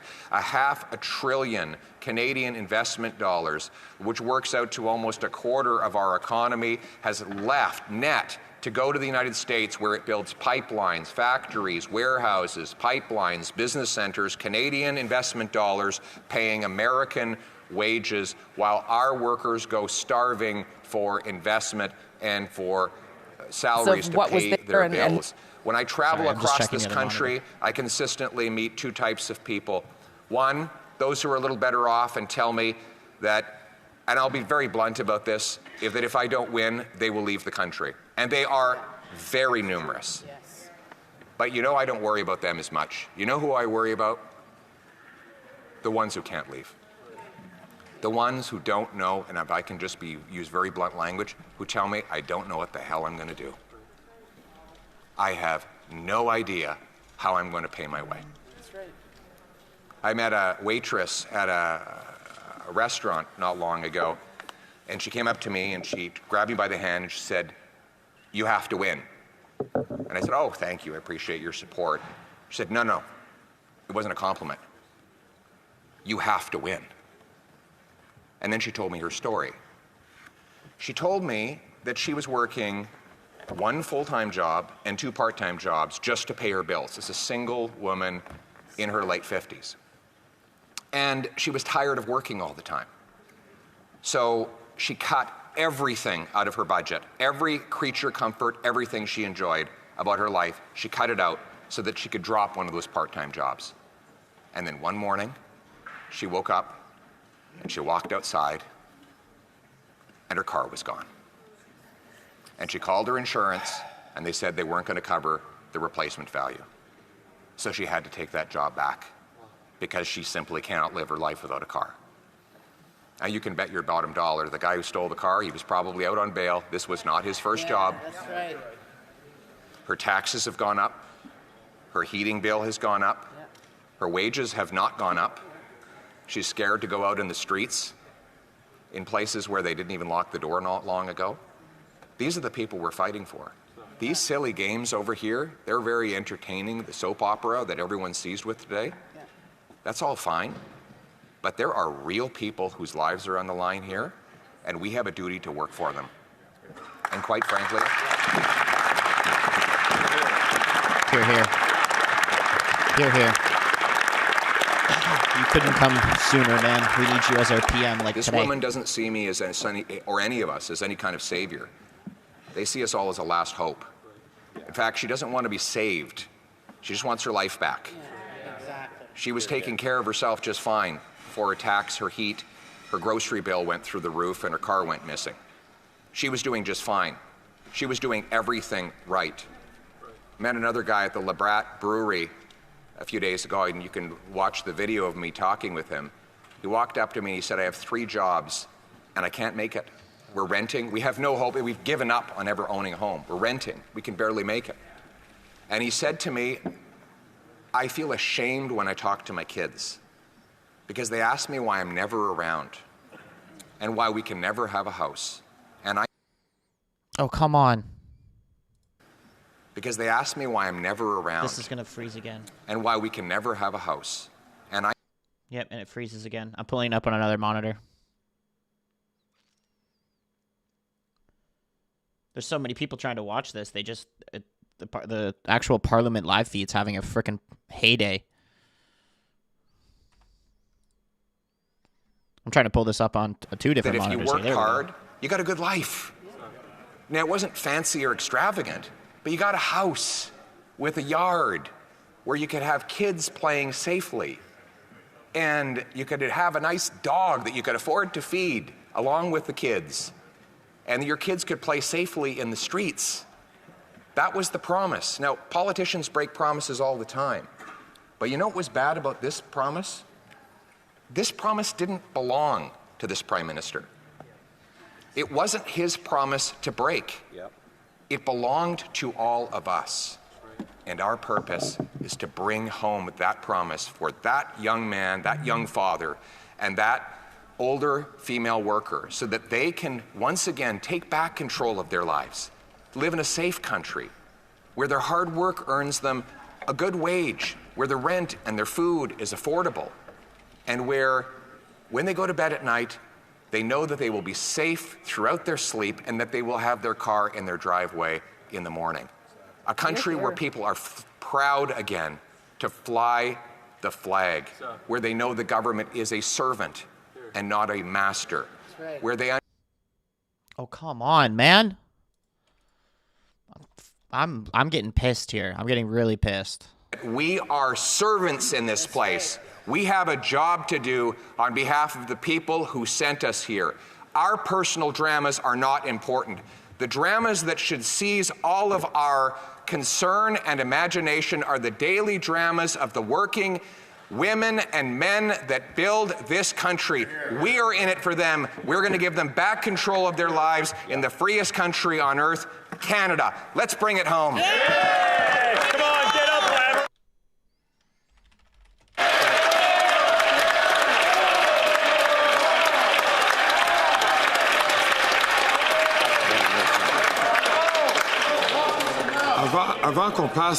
Before we move to question and comments, pursuant to Standing Order 38, it is my duty to inform the House that the questions to be raised tonight at the time of adjournment are as follows. 1. Carbon pricing, the Honourable Member for Bow River. And 2. The Honourable Member St. Albert Edmonton on democratic institutions. Pursuant to Standing Order 38, to inform the House that questions to be raised tonight at the time of adjournment are as follows. The Honourable Member for Bow River on carbon pricing, and the Honourable Member for St. Albert Edmonton on democratic institutions. I thank all members for their attention. Questions and comments. Parliamentary Secretary to the Leader of the Government in the House of Commons. Yes, thank you. Mr. Speaker, you know, there is no one more so than the Leader of the Conservative Party that both inside the House and outside the House tries to portray a false impression that Canada is broken, Mr. Speaker. The reality is Canada is the best country in the world to call home. We can do a worldwide tour where you will see that whether it's interest rates, whether it's inflation rates, that Canada is virtually second to no other G7 country. And when you think of things like foreign investment, we are third in the entire world in 2023, Mr. Speaker. To the Leader of the Conservative Party, Canada is not, in fact, broken. And I would remind him that he sat around a cabinet table with Stephen Harper, where Canadians sent a very resounding message back in 2015, where a third party took over as the government of the day because his government back then was such a disaster. You've been in power for almost 10 years, dude. Mr. Speaker, everything is broken today. Absolutely everything. And 70% plus Canadians agree with me on that. The borders are broken. We have 500,000 people here illegally, according to the government's own documents. The immigration system is broken. We now have refugee camps, something we only used to see in third world countries that are being set up across our country in formerly tranquil and peaceful suburbs. Our drugs and disorder have broken our communities. We've lost more people to drug overdoses in the last 9 years than died fighting for Canada in the Second World War. Absolutely everything is broken after 9 years of this pathetic Prime Minister who's right now hiding under his desk. Here, here. Here, here, hiding under his desk. The honourable member from Vancouver, Kingsway. Thank you, Mr. Speaker. Well, I agree with a lot of what my honourable colleague said in terms of his description of how difficult it is for many Canadians. I don't know that I would say everything's broken, but I'll tell you a lot of people are broke. A lot of families are struggling. 50% of Canadians living paycheck to paycheck. 1 out of 4 parents are skipping meals to feed their children.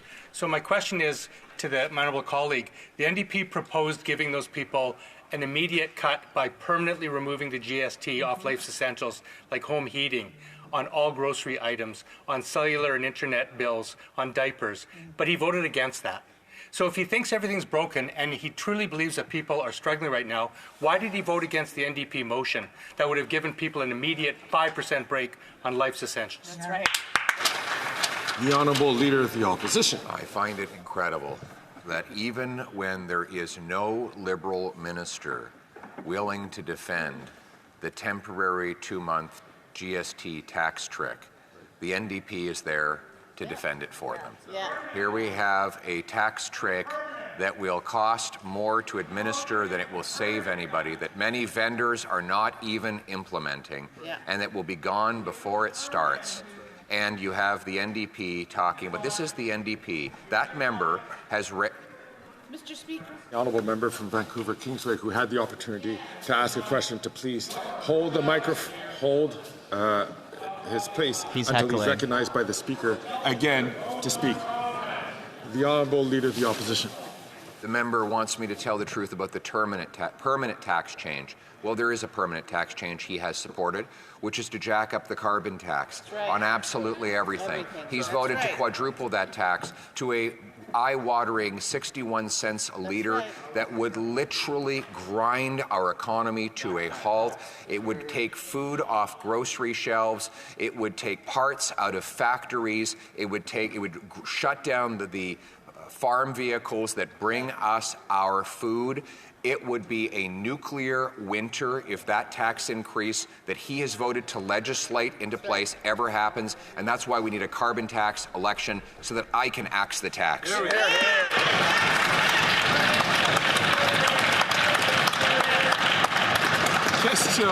on, Kat. Questions and comments? Sandwich Gulf Islands. Thank you, Mr. Speaker. It's so rare that the Speaker's rounds get around to Green Party to put a question to the Leader of Official Opposition. So I want to have this opportunity. I want to start by saying there was nothing in his statement with which I could disagree, because it vaulted us into a frenzy of patriotism. I love this country. There's no place in the world I would rather live than being Canadian. But the Honourable Leader of the Official Opposition also maybe gave us a chance to get to know him a bit better. What would he do instead? He mentioned he'd met a waitress. He's known me a long time. I was a waitress. I waitressed for more than a decade, couldn't afford to go to university, but only in Canada was it possible that for me to go to law school as a mature student. I want to ask the honourable member, since I didn't join a political party until I was over 50, what jobs has he held in real life outside of politics? I want to hear his Questions response. and comments? Sandwich Gulf Islands. Thank you, Mr. Speaker. It's so rare that Let me go forward a little bit. What would he do instead? Okay. He mentioned he'd met a waitress. Hopefully this doesn't. He's known me a long time. This doesn't freeze. I was a waitress. I waitressed for more than a decade, couldn't afford to go to university. I want to hear what he has to say to was this. it possible that for me to go to law school as a mature student? I want to ask the honourable member, since I didn't join a political party until I was over 50, what jobs has he held in real life outside of politics? No, it froze again. Turns out the job experience I have is best aligned with the job that I promised to do. Now let's bring it home. Man, we didn't get to hear that. I really want to see. Let me see if I can pull that up on another monitor. Job experience Questions and comments. Question and commentaire. The honourable member from Leeds, Grenville, Thousand Islands, and Vito Lakes. Thank you. Well, thank you. And of course, the words of the Leader of the Official Opposition do bring great hope to Canadians at a time when they need it most. This government had committed, this Liberal Prime Minister committed to a $40 billion, a massive $40 billion deficit as the guardrail. Now, of course, that's an irresponsible number at $40 billion, but that's what their promise was. And they smashed through it. And who are the they? It's that NDP Liberal Prime Minister and Carbon Tax Carney, his real economic advisor. And they tried to pin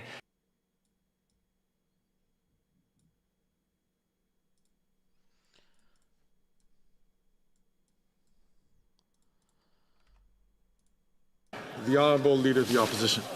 The member wants me to tell the truth about the permanent tax change. Well, there is a permanent. Sorry, I'm trying to find a chance to get to know him a bit better.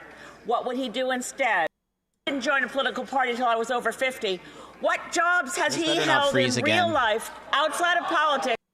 No, it just freezes right there. Equipment to help destroy. Okay, whatever. And clean up this $62 billion mess that Prime Minister has created. The Honourable Leader of the Opposition. $62 billion mess. That is such a tough question. I almost didn't want to stand up and answer it for a second there. But it is a big mess. It is an incredible mess that this Prime Minister will leave behind when he takes run, and I understand that might happen any minute. As Carbon Tax Carney is lining up, you almost wonder if Carbon Tax Carney planned it all this way. You know, he's the top economic advisor. He pushed all of these extra spending measures on the finance minister, and then she objected to the crazy $62 billion deficit. She's out now. The Prime Minister might soon be out. And who will walk up? Well, Carbon Tax Carney, taking the wheel of the bus after he helped crash it, Mr. Speaker. But he's not the only one. There's also the getaway car. Who's been driving the getaway car? The NDP. The NDP leader. Today he said that the Prime Minister should resign. And yet, just days ago, he voted to keep the Prime Minister exactly where he is. So it is time for the NDP leader to state clearly that he has not only lost confidence in the Prime Minister, but he is prepared to vote non-confidence or take any other legal steps necessary to express non-confidence in this Prime Minister in order to trigger a carbon tax election as soon as possible.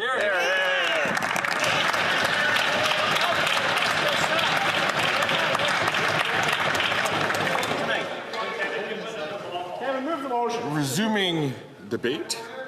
The Honourable member from New Westminster Burnaby is rising on a point of order. Thank you very much, Mr. Speaker. There have been consultations amongst the parties, and if you seek it, I believe you'll find unanimous consent for the following motion, that notwithstanding any standing order, special order, or usual practice of the House, the member for Vancouver Kingsway be permitted to speak a second time to this sub-amendment. All those opposed to the Honourable member moving the motion will please say nay. Agreed. The House has heard the terms of the motion. All those opposed to the motion will please say nay. Carried. Resuming, reprise de débat, l'honorable député. Resuming debate. Je devrais commencer par vous dire que je vais partager. Thank you, Mr. Speaker. I will be sharing my time with the member for Joliette. Well, this is a very unusual situation. I have 10 years of experience in this House. I've never seen anything like this in Parliament. It's total chaos. Okay, so here's exactly what Lizzie said. I'm pulling this up on another feed. Lizzie said that. This was Pierre's response. Order. The Honourable Leader of the Opposition. I'd be happy to talk about the jobs, Mr. Speaker. My first job in here was to help pass the Federal Accountability Act to crack down on the corruption that we've seen on the Liberal side.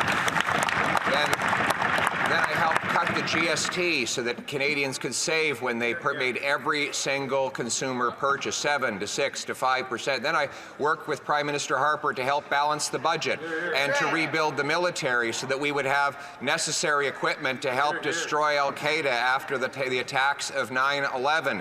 Helped deliver the lowest inflation of any government in 40 years, leaving behind a balanced budget and the best balance sheet of any government in the G7. In fact, it turns out the job experience I have is best aligned with the job that I promised to do. Now let's bring it home. That's a great response, Lizzie. That's a great response. He's kind of like a fireman. He just pops up to fix things. Wait, I'm so sorry to interrupt the member, but there are members in this House who seem to be chatting away. And yet, when their leader was speaking, none of them said anything. So I would ask them to leave and to show respect to the honourable member for La Prairie.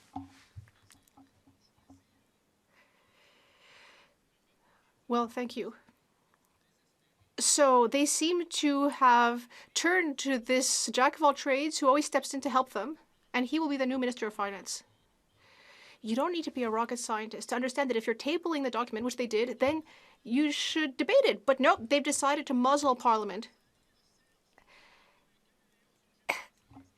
They are acting like a chameleon who's on a piece of Scottish tartan, constantly changing their approach, so to speak. Well, darn, we're pretty excited about this economic update. We say to ourselves, well, it must be something remarkable. Nope. We didn't get any of the essential information. And yet the Minister of Finance stood up and put her hand on her heart in April and said there would not be a deficit above 40 billion. And I'm sure that she meant it. And yet there's been a series of disasters ever since. In October, it had reached 46.8 billion.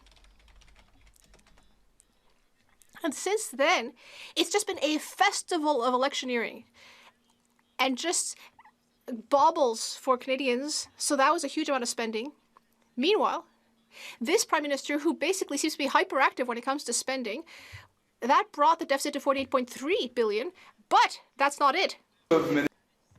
That's not it at all. Okay, so we know that feed's working. So now I've found a secondary feed. You can just go on CPAC's website besides Parleview, and it seems to be a live feed directly from there because they actually get a direct connection. So while we're listening to the block, because we don't need to listen to that, this just got posted 10 minutes ago. This is MPs commenting about the recent resignation. Leaving cabinet. Well, first of all, Sean is a wonderful colleague and a wonderful friend, but I must say that I need to let Sean speak about Sean.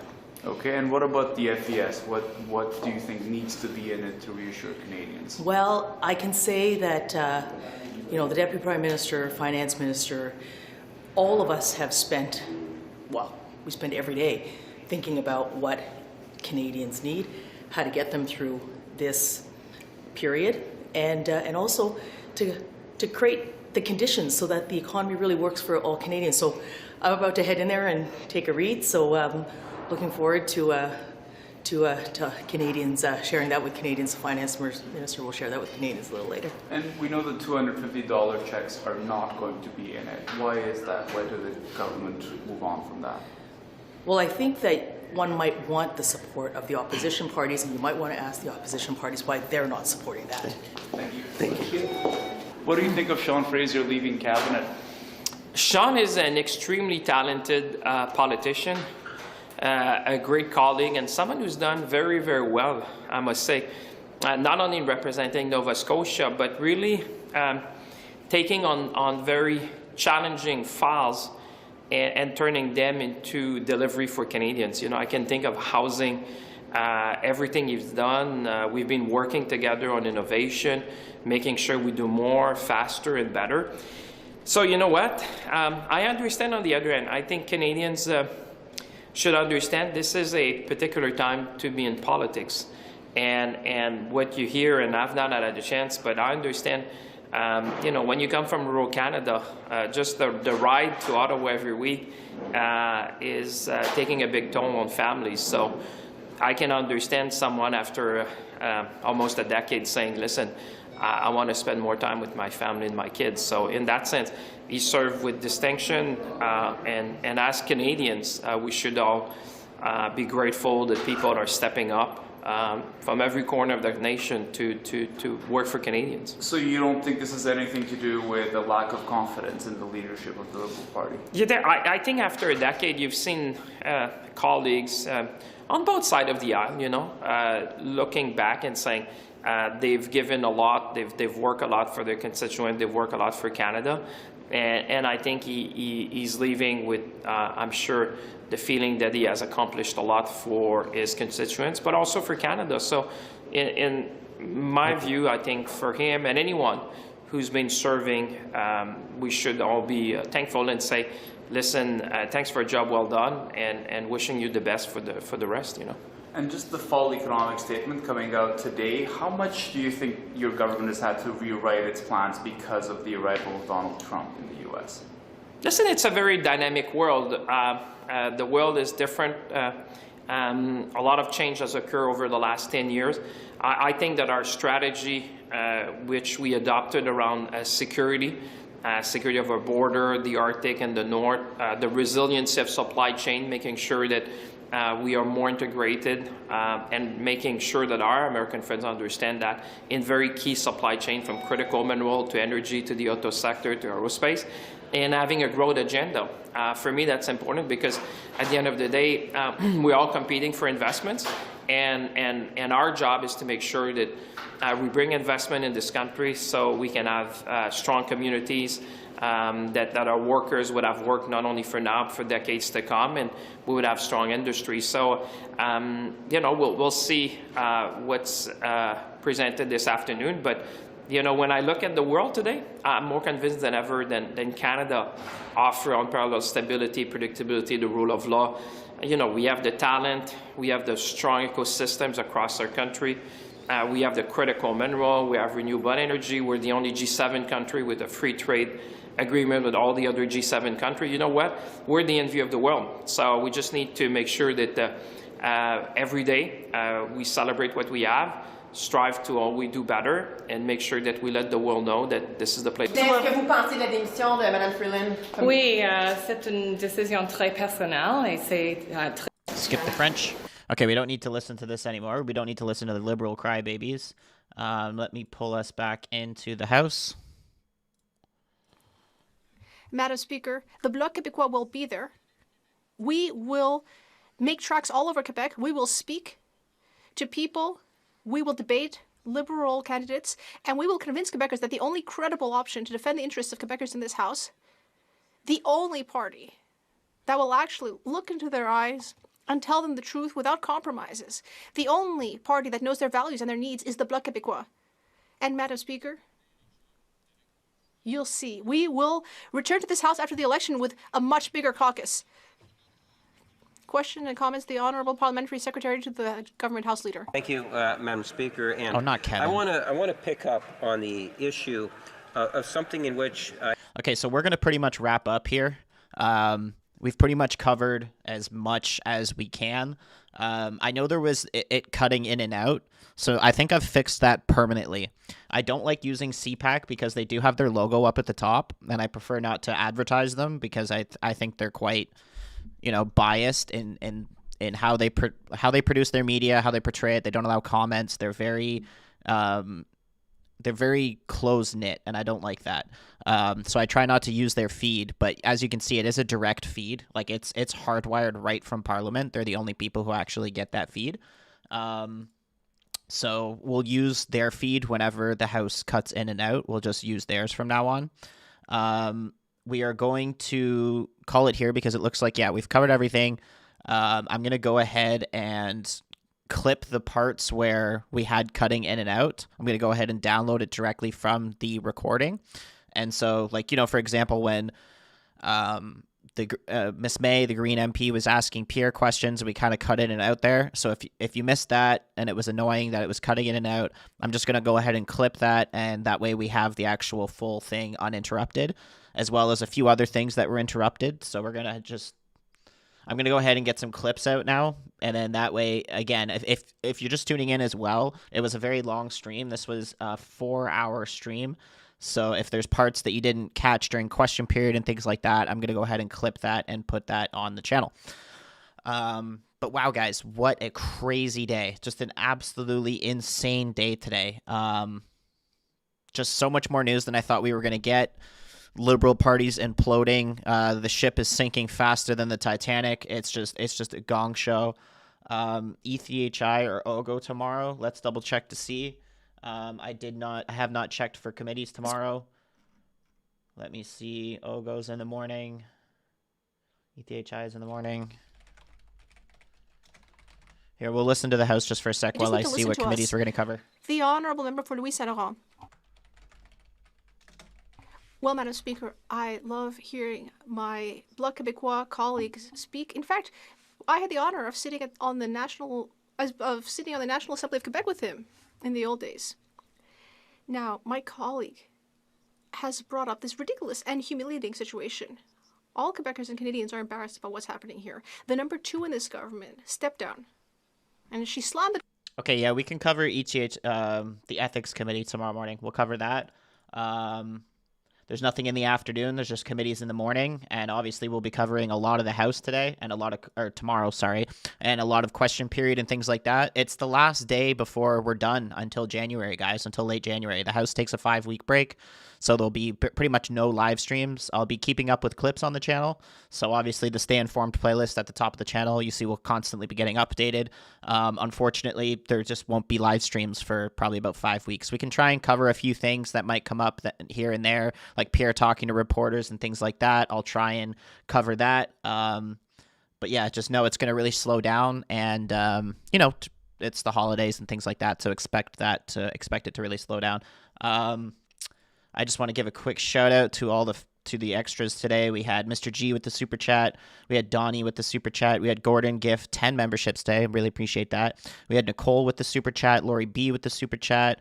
Monique with the super chat. Really appreciate all you guys with the extras and helping the channel. See you in 2025. I know, right? It's been awesome this year, guys. I know there's been a lot to cover, and it's been a complete gong show with the corruption and the Liberals and everything this year, but it's been awesome, you know, catching it all with you guys and giving me the opportunity to stream on this channel and make clips and do all this kind of stuff. You know, we had 1,000 subscribers that we started at the beginning of the year. We've now got 35,000, so the community's growing pretty good. We've got lots of new members in the channel. It's been awesome. I do hope everyone has a great Christmas, and we'll see you guys tomorrow for sure. But just after that, you know, just know it's going to be a bit of a break, which does make me sad because, you know, I love live streaming with you guys all the time and seeing you guys in the chat and all that. So that's pretty much it for here. We will, I'm going to go ahead and work on some clips, like I said. So if you missed anything earlier on the stream and you were busy, then that's fine.